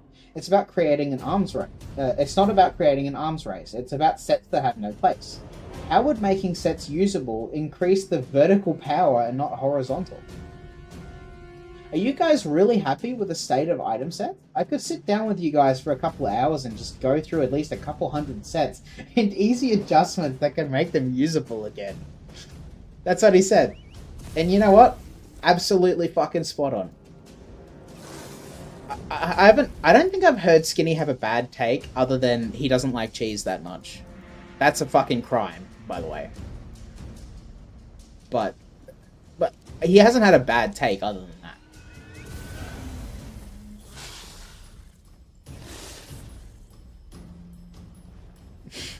Yeah, he went for the jugular, man. He really did. It's worth it though, like... this shit needs to be called out. Like, I think there's this problem with the ESO community where there's a lot of yes-manism. Like, do you know the whole, like, hashtag ESO fam thing? That just rubs me the wrong way, because people go fucking wild. Like, they absolutely just... It's creepy, actually. There's this whole, like, hashtag ESO fam, and it's just so positive, but, like, in a way that feels strange and not... It just doesn't feel real. It just feels fake. It's, like, really, like... I would say the word is, like, toxic positivity, or the phrase, rather, would be toxic positivity, but... I don't know, even that feels overused. Hundreds of sets don't even need a rework, they just need a bump. Yeah, exactly. Some sets do need a fucking rework, but yeah, most of them just need a bump. But they don't even do that, and I'm not sure why. As a live service game, you should be buffing and nerfing shit like skills and sets every 6 to 12 months. You can't leave it in the same state forever. Because other things are also changing. For example, scribing comes out, class refreshes, etc. Yeah, I agree. But from what I can tell, they don't have the manpower to do all of this. Especially not now, after what happened, like, half a year ago.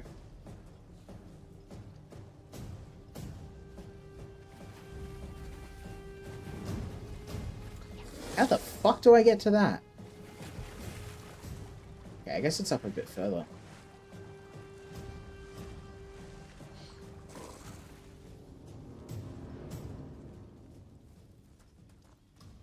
But yeah, I really got in the ranting mood, man. Like, I can rant about this shit for days. That's probably the most entertaining thing I have to talk about. It's just how much this game could be better, but isn't. I would also argue that they should be balancing shit every couple of weeks. I know that they probably can't do that, but they should.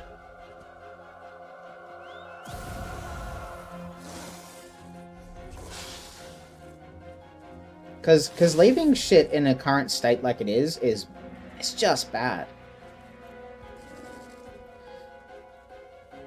You're gonna leave a set at 400 melee damage from 2016 and call it balanced. Hunting's Rage at 300 hasn't been meta since 2015. Why would a set for one element be and 33% more value be any better? I know. They would probably have the gall to say like, oh, but it's for like Overland. It's like, shut the fuck up. No, it's not. It's supposed to be increased frost damage. Why is that for, like, you know, Overland? I mean, I guess I'm just, like, yelling at an argument that hasn't actually been made. But still, like, the way that they said that they envisioned item sets is, like, the way, like, when you earn them, whatever content you earn them from, that's kind of what it's supposed to be for. Okay, so tell me why. Ysgramor's Birthright comes from here, in the Overland. And why Frostbite comes from here, in the Overland. Tell me why that is. Why is that? Well, I can tell you the real reason. It's because we were bitching the fuck out about the fact that they made it in Kratos' Behemoth, and then they were just like, oh shit, make a light armor set that does frost damage or something, I don't know. And then they made that. That's the real reason, I can tell you right now, that's the fucking reason. It's because we lost our shit because they made in Kratos' Behemoth, and they had like fucking 21 flame damage monster helmets and 2 frost damage ones, or 1 frost damage one. Because at the time it was just Iceheart. Now it's Iceheart and Noon Attack and this new garbage glittering goad set. That set makes me fucking mad, by the way, but that's a separate topic.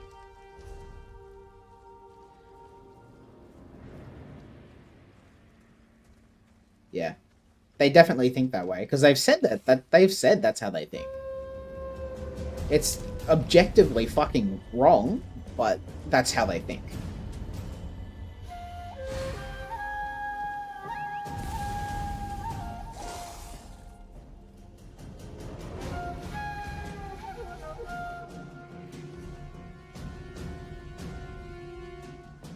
If you wanted to farm shock sets, there should be options for AoE versus single target, then trial versus dungeon versus overland versus crafted at the lowest, easiest tier. Yeah, but then that would create so many fucking sets that just nothing would ever be used. Like, you'd use, like, 1% of the sets. I mean, we already use, like, fucking 2% anyway, but you wouldn't even use 1% of all the sets. Class sets. What tier are they in? Overland? Fuck me. Yeah. Dude, class sets are like a different level of bad. I don't know what the fuck they were thinking with them. Some of them are decent, like Corpse Burster, that's cool. I like that set. But it's like one of the only viable ones that there is. I am gonna be absolutely fucking ropeable when they make the Winter's Embrace set, and it's just... When you cast a Winter's Embrace ability, you gain armor. Because you know, I bet you fucking $1 billion right now. That's gonna be the bullshit that they throw on it. And we are not gonna fucking stand for that. I am telling you right now, when they make that set, there is going to be an uproar. Doesn't matter what they do, there's gonna be an uproar.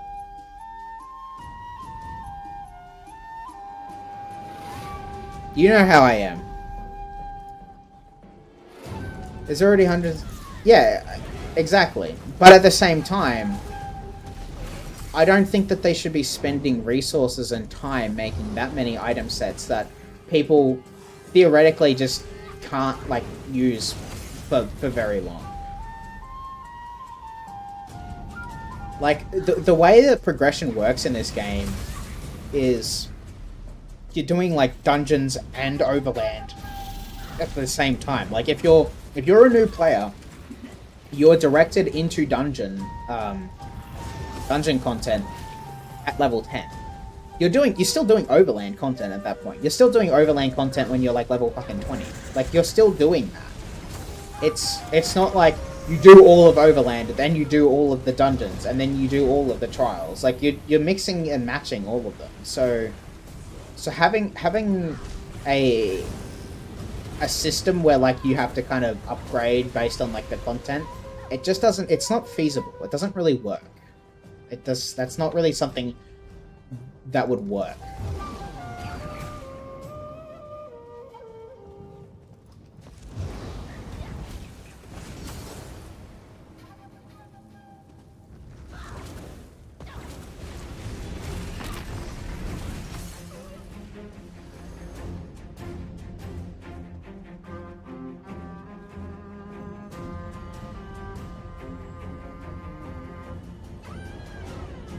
I kind of see what you're saying.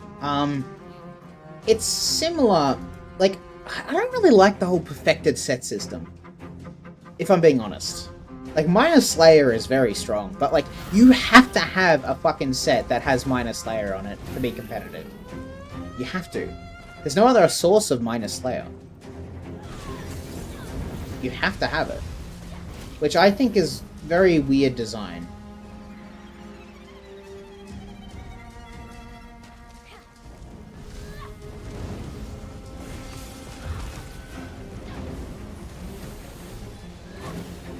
But if you could have perfected versions of sets that did have Minor Slayer or Minor fucking... What's the other one? Aegis?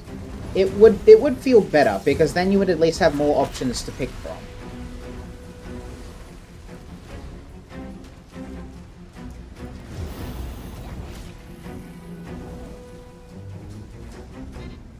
So I definitely see what you're saying. Like, it's not a horrible idea. I just think...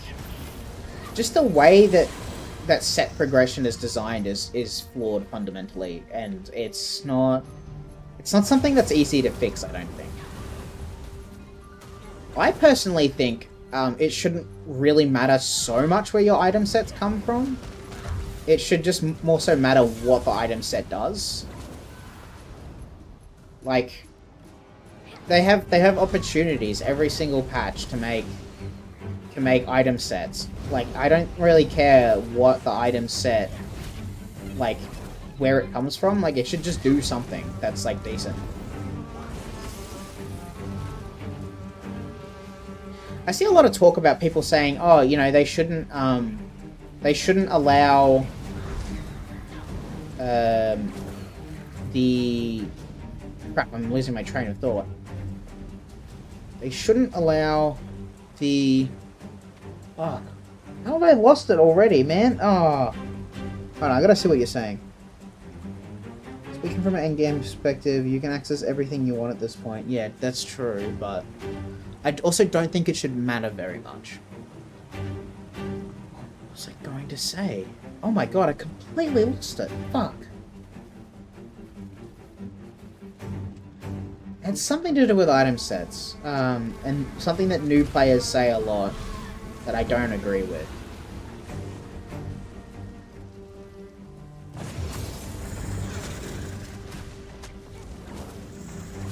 Where is this boss? I want to kill this fucking boss. You know what? Nah, fuck it. I'm gonna TP out. Okay, so class sets, arena, norm trials, and another. Maybe they should do that. That could work. Vet dungeons, vet trials, vet arenas, and last. Yeah. Yeah, maybe. But even then, it's kind of hard to balance that. And at a certain point, like, those sets kind of become useless. So it's like, what's the point of farming something that's just going to be useless later? Like, you can't guarantee that they're going to nerf, like, a really good item set right now. Like, I have a feeling that they're probably going to be nerfing the sources of increased damage done to monsters. They're going to be nerfing that for sure. I bet they will, because of the whole DK, like, losing power between week 3 and 4 of PTS due to the fact that they changed the bonuses from damage done to monsters to damage done, which means that they don't understand how the buckets work between the damage done bonuses, which, again, is another problem, but still. No, I know what you're saying, but, like...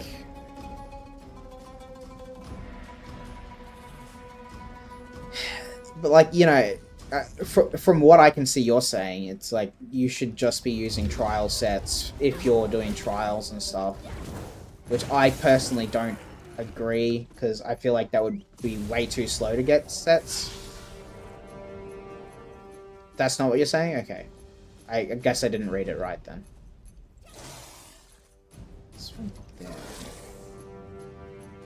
Yeah, I didn't read that right. Okay. Everything will still be viable, but it's a general rule. I'm not saying like WoW, where you literally can't use X, Y, or Z set because of your item level. Or maybe a crafted set is still usable, but it's basic. It doesn't have a piss. Okay, now I'm starting to see what you're saying. Yeah. Yeah. Okay. Yeah. No, I could fuck with that. That's not a bad idea. I remember this being really annoying to get to. Yeah. You have to fall on it to get to it. This one.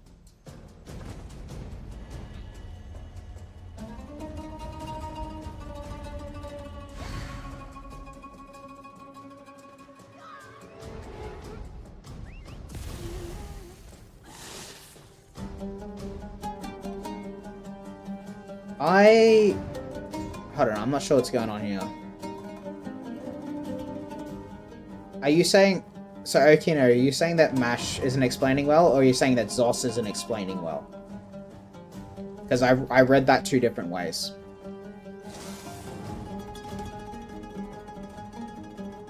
Also, how are you going, Okino?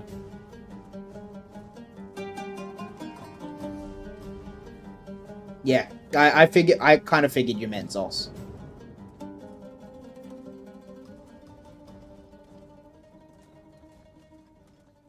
Zos hasn't done a good job of explaining literally anything. And I mean, I guess you can look for the fucking help menu, except who the hell knows where the help menu is? Who knows where this is? Like, it's, you gotta look, fucking... Why is that grayed out? That is weird. I think it's above RQI. Yeah, maybe. But, yeah. No one knows where the hell this is. I haven't seen a single, like, new player mention this at all. This whole thing exists.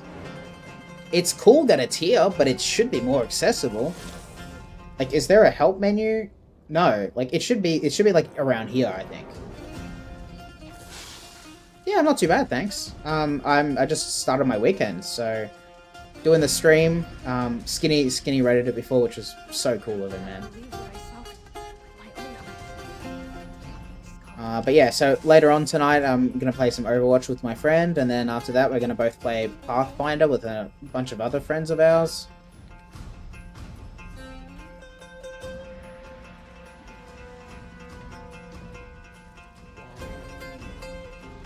Finish the crit chance stats formula thing that they started on Assassination and to other areas.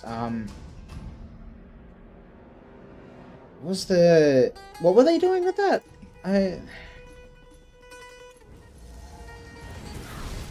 Like, I know that they did... No, I can't quite remember. Are you able to explain that a little bit better? Because I'm drawing blanks on that one. Now I see what you're saying. Okay, cool. Yeah. No, I agree. Totally agree. 100%. 100%.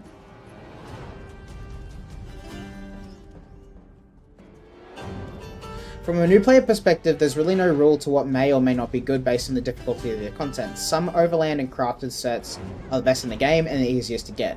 I think that goes against the natural order of RPG's progression system. It does, yeah. Although, I think, as an endgame player, to me, I don't care where the set comes from as long as it's good. So that's my personal perspective. That might not be the right one to have, but yeah. That's just what I think.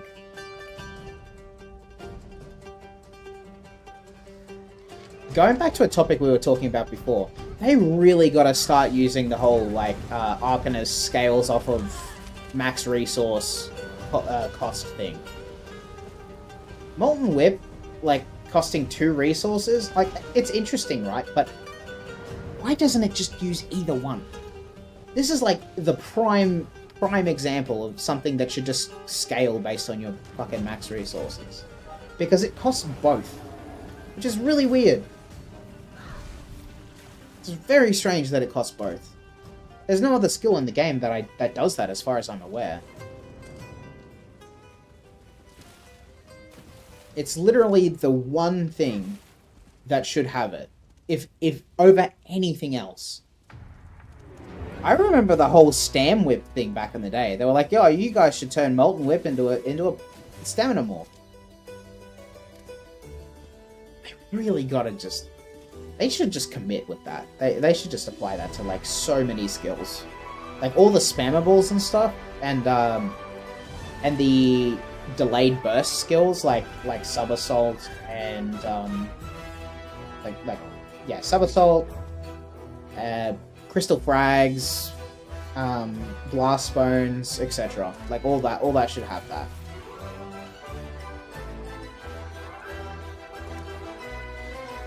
To you, it feels kind of unrewarding to farm a set from a guild trader in 5 minutes versus grind one that a trial has. Some things are too easy and too strong, and some are too hard and too weak. Yeah. Now that you've been talking about it more, I'm starting to agree with you. I think I never really thought about that. I just wanted a set that was good. I think that's a fair argument to have. Yeah.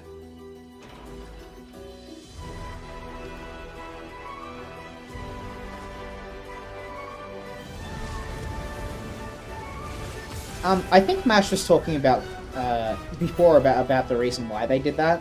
He was saying that they were kind of morphing DK to be more of a mobile, like, bruiser kind of thing, rather than a stand your ground class like Necromancer and Templar. Man, this song is really pissing me off. Hold on, I'm gonna skip it.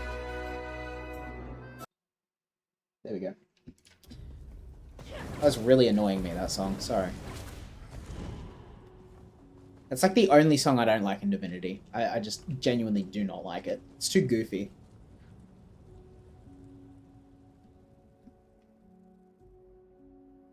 Yeah, I think DK looks very, very promising. Molten Whip feels better than it has ever felt. They easily could have combined them. You're totally right. But having the morphs, like, be one for tank, one for healer, feels really, really bad. Feels so bad. If anything, given how most people play MMOs, almost everyone is like a DPS. I think for ZOS, that should mean that there should realistically be more damage skills than there should be, you know, like, equal tank and healing and damage skills. I think there should be more damage options. There should absolutely be more.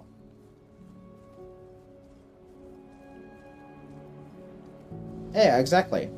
You're probably still going to stand in it, but, like, you don't really know, and it doesn't really matter to you. Eruption is a fun ability. Eruption is one of those abilities that actually just kind of works. It works as a fun damage ability, that you do that little splash and it does some solid little burst damage, but it also places down that little dot. It works really well. It's surprisingly quite intuitive. It feels good.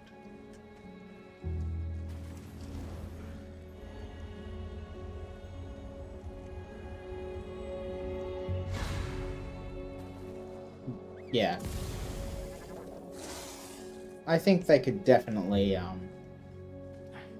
do some work with that. Make it a little bit just not remove shit, you know? Removing shit that's fun is fucking no bueno. That is bad. Don't do that. But most of the rest of the stuff that they did with DK was really good. It's not perfect though. But all of the morphs, they kept choking talons? Why? Who the fuck uses choking talons? Is burning not just better in nearly every single way? Like, if you think about in a group, right? Minor Maim is being applied from Chilled. Chilled is actually fairly common, considering people use it for Minor Brittle. This will keep you out of Emunara's fire. Like, if Minor Brittle is being done, it is being done through Chilled most of the time. Which means Chilled is auto-applying Minor Maim, so Minor Maim is not helpful. Choking Talons could be a lot better if it applied, you know, like fucking Minor Maim, Minor Vulnerability, Minor fucking, I don't know, everything. Minor everything. Minor Breach? Minor Breach could be good too, like, yeah. Minor Vulnerability, Breach, and Maim. That would be a good morph option. Shit, tanks would love that skill. Can you imagine? Can you imagine how good that would be? That would be a really good morph, like, pick. You know, if you're playing tank, you take the massive debuff one. But no, it's just Minor Maim. That's it. That's all you get. Just Minor Maim. I also see that they're starting to try and add debuff for, like, some of the stunning skills. I think yeah, I'm gonna go grab this book. I should turn around and grab this other book and go get that other one. I started forgetting what I was doing. It's very easy to get, like, go down a rabbit hole of, like, discussing something, and then you just end up running around the map in circles. That's, yeah, it's something I should work on for sure.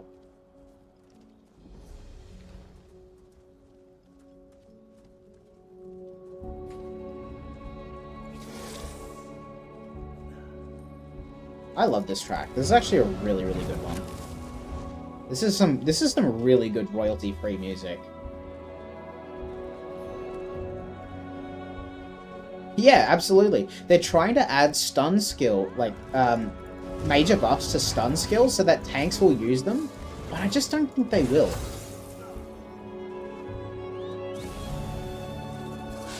Can you imagine major vulnerability going to Sork? Necros would have something to say about that. Guarantee you right now. Especially because Sork is on the rework order before Necro. They would have shit to say. And it wouldn't be good. It wouldn't be nice.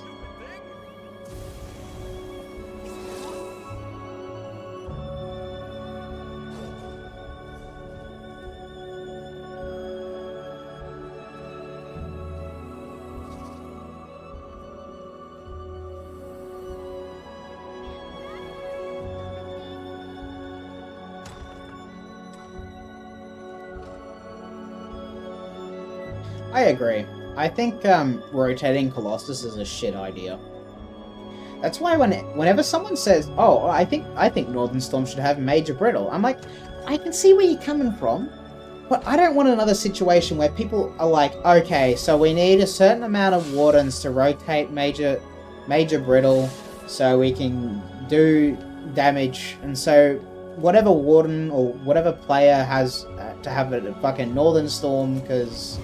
We gotta make sure our uptime is good. Like, no. Like, if you're gonna use a damage ability, like a damage ultimate, it should feel like you're using it to do damage. Like, you shouldn't have to hold on to it because you want to maximize your group's damage at the fucking, you know... Do you understand what I mean? Major Brittle on Northern Storm seems like a hella bad idea. Because if people already don't like Colossus, it's the same thing. It's literally the same thing. Like, and also it would kill Noon Attack, as is said as well, but that's fine. Fuck Noon Attack. Noon Attack should have been a DPS set. I'm still mad about that. At least we got it. Like, we got Zost to sort of fix it. I remember when that shit launched, like, it used to do the immobilize, and then it would give Major Brittle if it immobilized something, and I was like, hey, yo, what the fuck are you doing? That's bad. And they did fix it, thankfully. So, like, at least it's a viable set. Without that bitching on the PTS...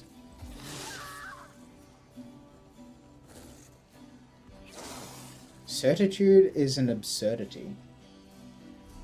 I'm confused. Do you mean the song Certitude? Did that even play before? No, it didn't play before. So you're just... Wait, that's weird as. I'm so confused. Certitude is an absurdity. I think you just try to confuse me. I'm just... Yeah. Alright. Anyway. There's 7 classes, only 12 trial slots. If every class had one unique minor buff tied to your base class instead of a skill line, you've already made compositions way more interesting. Yeah, I agree. Like, them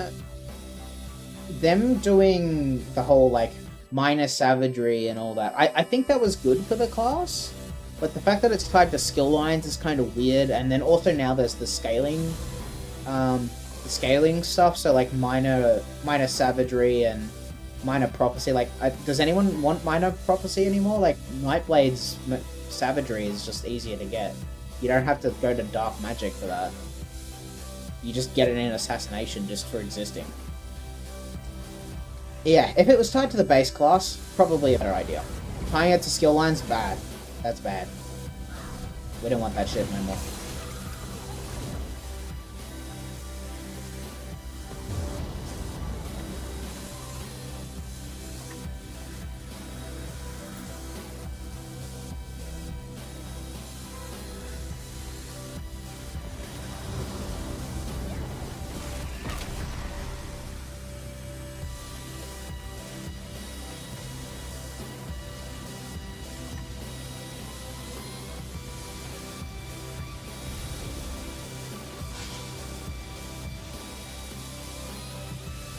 Yeah, maybe.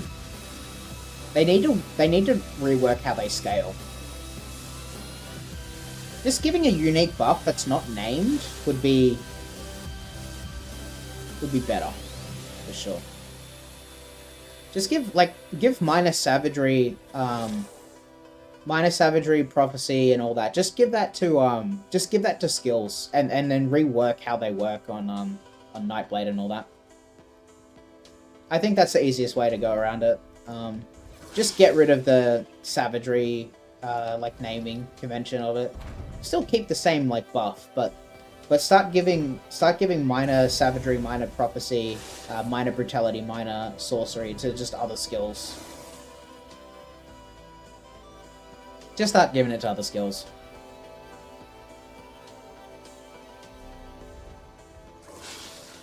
Or give it to, like, support skills or something so that healers can proc it, like... Because right now how it works, like, as you have complained about many times before to me, minor prophecy doesn't do shit. No one cares about that.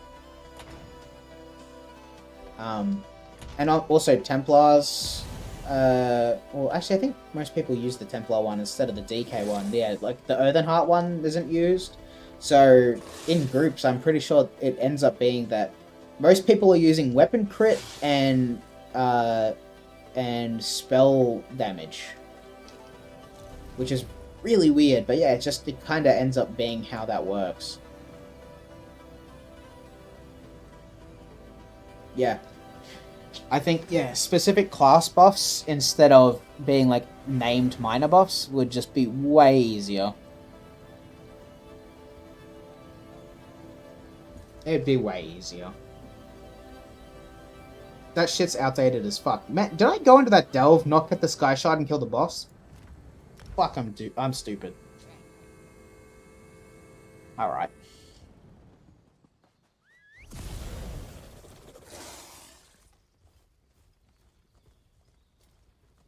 Things are becoming more and more redundant. They are. Like, ever since they started doing standardization, they haven't...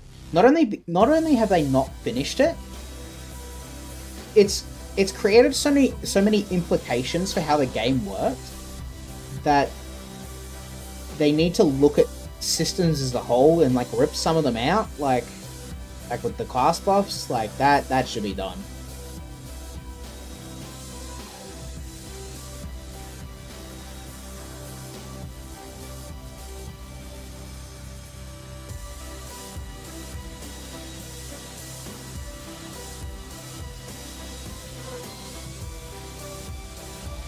Slight change of topic here, but Skinny gave me his song playlist, so I was gonna skim through that and steal some songs from it, because I quite like some of the stuff he listens to. Like, not all of it. That's why I want to skim it. I do remember a time when that was a thing. Minor Breach. Warden Flies? No, you get Minor Breach from Deep Fissure. Warden Flies gives minor vulnerability.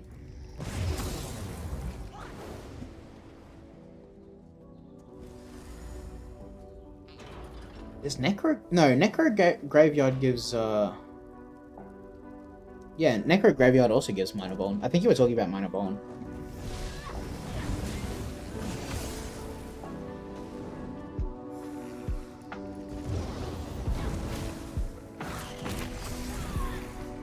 Now, I gotta figure out which way to enter so I can actually go and get the Sky Shard. So, maybe it's this way.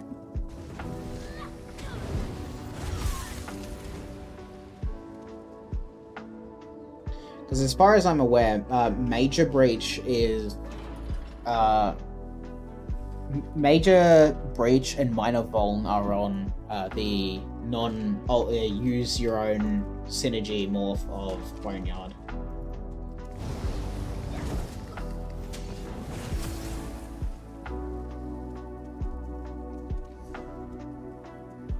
How the fuck do I get over there? I gotta go this way.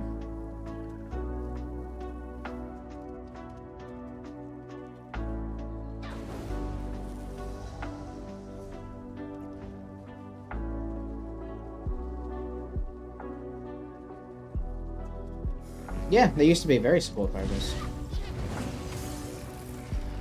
Do you remember when people used to use Shock Blockade or yeah, the Shock Blockade because it gave off balance? Do you remember that? Fucking those days are gone now. Everyone just uses the Ice Star Fall because it gives that gives Minor Breach too. Forgot about that.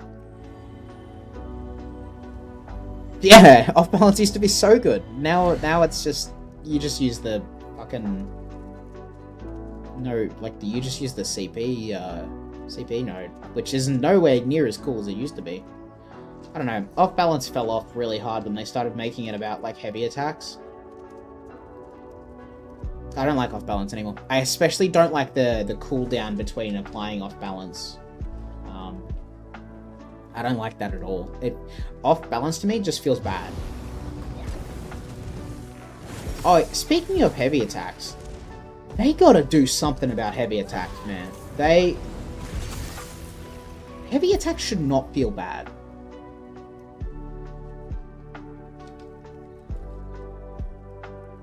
Heavy attacks should not feel bad. They don't do anywhere near enough damage. They don't look really interesting most of the time. Like, the animation specifically looks shit. They're not worth the damage. It would be really nice if they found a way to make heavy attacks actually just feel not shit. But the problem is, because they're a cast time, all of them are a cast time minus the Shock and Resto Stars, which are a channel. That it's hard to balance them like that, and they also restore resources too. But you know what? Maybe heavy attacks should feel good. Maybe they should be a little bit better than... Dual wield heavy attack does nearly equal damage to a light attack. Yeah, it's pretty rough.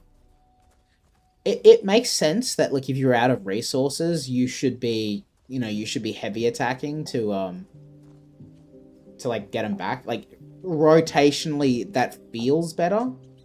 I can understand why they did the heavy and light attack changes like a long time ago, and that people absolutely shit the bed about how shit they were, because they were arguably pretty bad. What am I doing? I need to go grab this book that's over here. But the way that they were implemented just kind of wasn't good enough to make them feel better. And so now the only heavy attacks that actually feel good are lightning stuff. That's about it.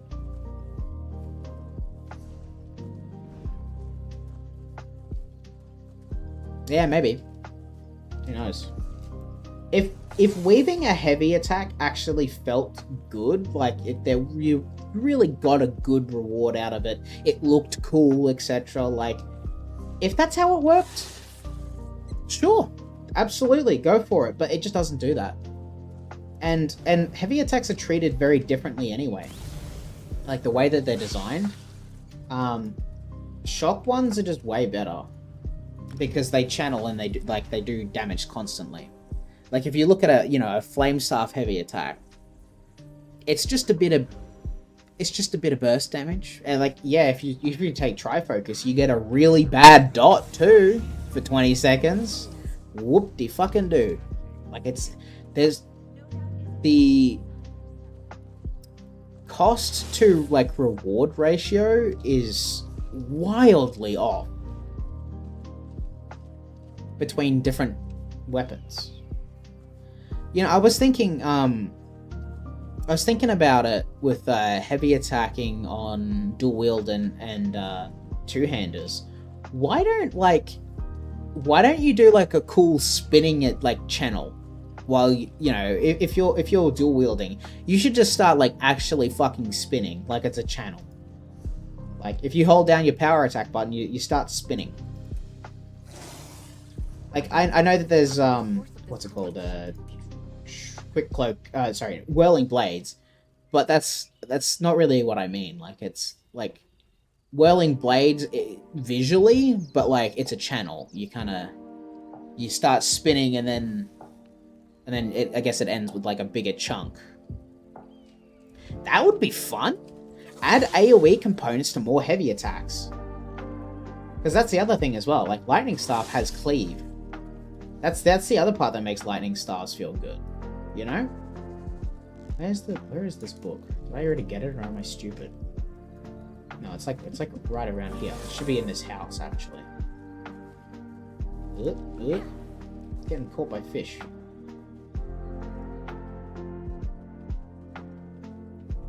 I am very curious to see what they do as well. I think it would be cool to see them update some of that really old shit. But they should have touched light and heavy attacks as well. Like the animations, not how they do damage. Because if they touched how they do damage, that would almost certainly guarantee some kind of nerf to like weaving, and that wouldn't be good. I don't think people would be very excited about that one.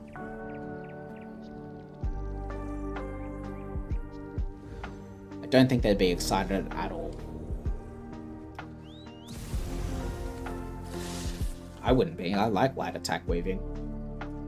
It's sad to me to see that people absolutely just rip on it on the forums. Like, oh, light attack weaving should be nerfed. I don't think so. It's a bit of mastery to the game, Like, there's some people who are like, oh, I've got a disability, like, and fair enough, but I don't know if that should dictate, like, how the game should be played. You know what I mean? Like I'm sorry that your hands, you've got arthritis, or, you had an accident or something, and now your hands don't work as good. But I also don't think other people should be punished, like, because they tried and they learned to master something. Are you a political prisoner? Through this gate lies the jungle of Ambrose. Yeah, maybe that's how it should work, but Can never leave the jungle. But somehow she's living. Yeah. Yeah, like, accessibility should definitely be in the game. Like, heavy attack builds are kind of a pretty good accessibility tool. I like that there's the option to play that way, but true mastery of it, like, shouldn't be dictated by the experiences that some people unfortunately have. It's a shame that it does that. Like, that some things are, you know, people's accessibility options are considered more like of an important like area to cover than the average player's experience. Does that make sense? Like, I don't want to rip on anyone for having issues that, you know, prevent them from playing the game like normally, like normal people. But I just don't think it should dictate how the rest of the game, like the rest of the players should have to play.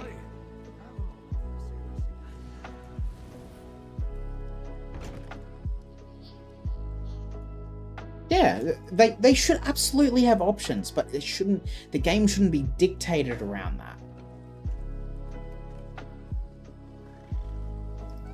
That's why Fate Carver being like as insane as it was, well, it still is just rough to me, because now everyone just uses it because it's easier. You have less things to press as often, because, you know, you're spending like 5 seconds channeling just massive fucking laser beam. And it's fun. You should absolutely be able to do very good damage with it. But should you do more damage with it than a proper light attack traditional weaving build? Like, I don't think you should. I don't think you should. But that's just me, I guess.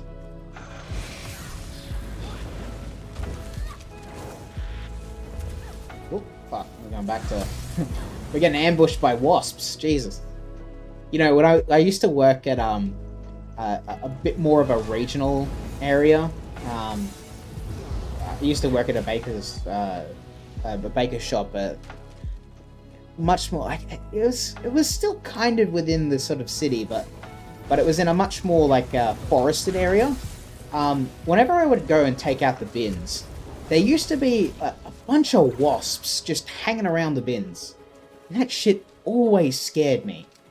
Thankfully, they weren't aggressive, and I never got stung.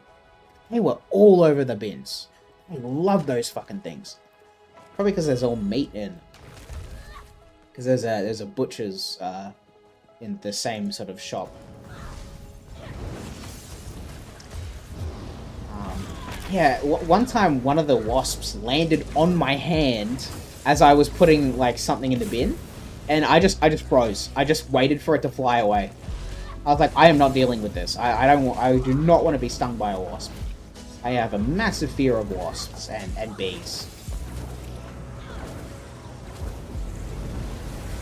I have a big fear of them.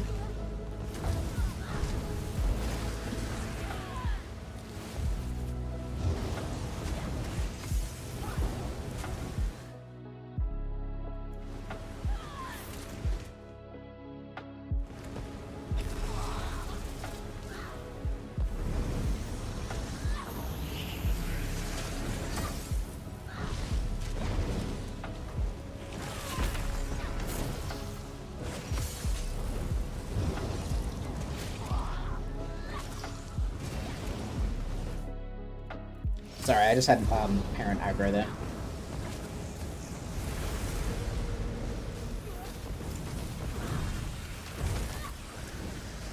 Man, this mythic is so good.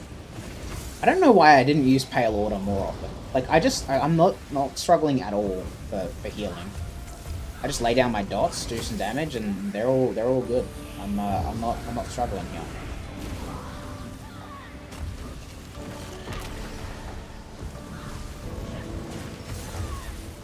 I just gotta see what you said, just give me a minute. Man, this is a long wave, boss.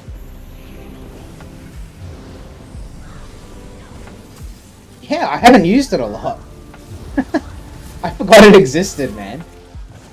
For all of the solo shit that I do, I really should use this goddamn mythic more. Absolute troll move by me, though, for sure. Like, I don't know why I forgot about it.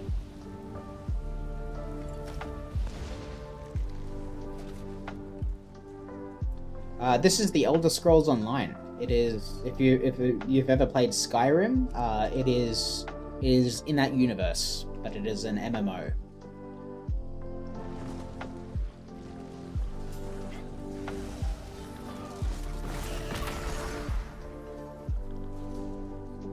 I'm going the wrong way. So I just went Oprah style. You get a critical surge, and you get a critical surge, and you get a critical surge. True, Reaving Blows is very good. I do at least use Reaving Blows on my water, but I really should use Pale Order a lot more. Because this is crazy. Like, I haven't worried about, like, dying at all. You know that public dungeon boss in like just over here, like this one here, with that final boss? That final boss just kills you. Absolutely murders you. But if you've got Pale Order on, all of your dots are just like, nah, you're alive. It's pretty crazy. There we go. And, oh, I thought it was over here. Oh, no, it's in here. That's right.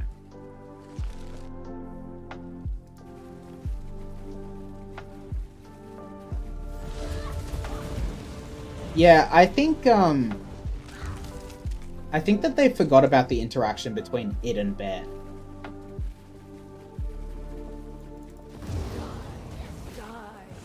Die again. That's all we're good.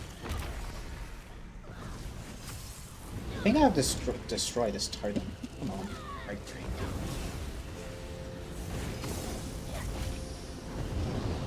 Bro, what is with that totem?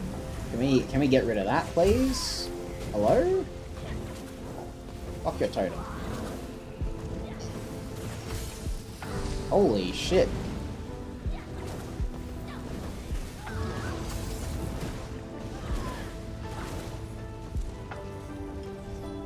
I do not remember that boss being so annoying with that totem.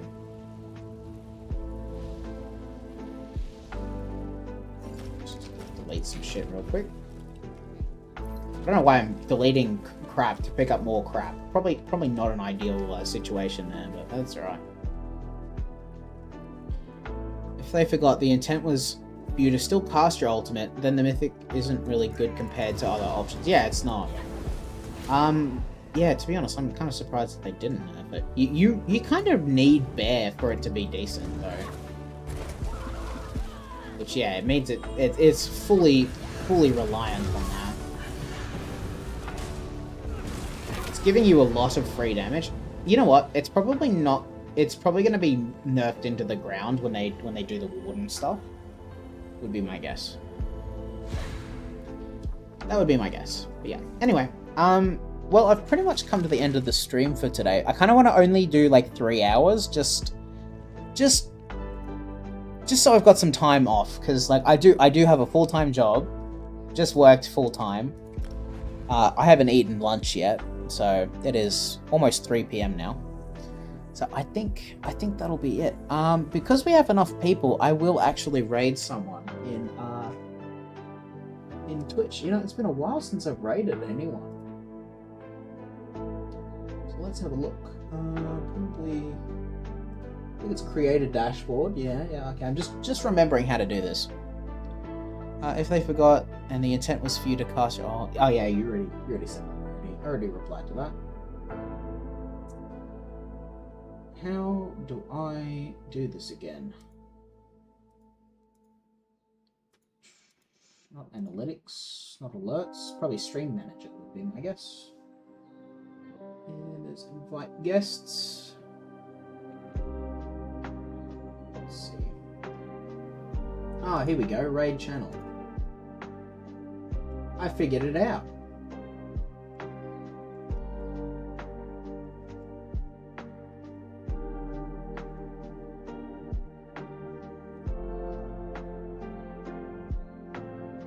Let's raid a big channel. How about that?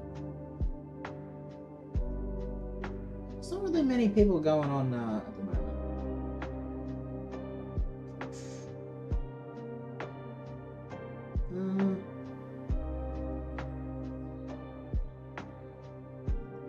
Yeah, I'm surprised. This is not a lot of people on at this hour, but I guess that makes sense. I think we talked about this the other day, Mash. Oh no, I think I talked to someone else about it. You might have been we might have kind of talked about a similar thing though.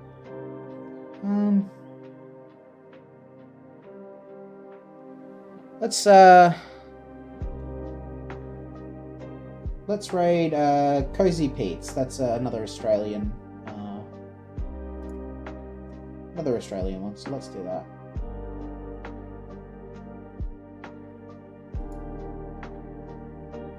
So yeah. Oh wait, is it going in yet? Is it going in? We're still here? No?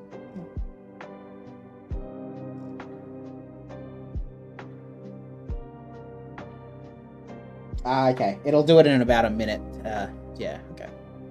So everyone's still here? Everyone's still here? Well, I think it was a pretty good stream, guys. The fact that Skinny raided was really, really good. Like, that was so nice of him. That gave me a lot to talk about. But yeah, I think I'll just raid us now. Thanks, everyone. I probably won't be streaming tomorrow, but I will be able to... I'll probably do it on Friday. So, probably, that's Thursday for most people? Yeah, I'll do it then. Alright, I will catch you all later. Bye.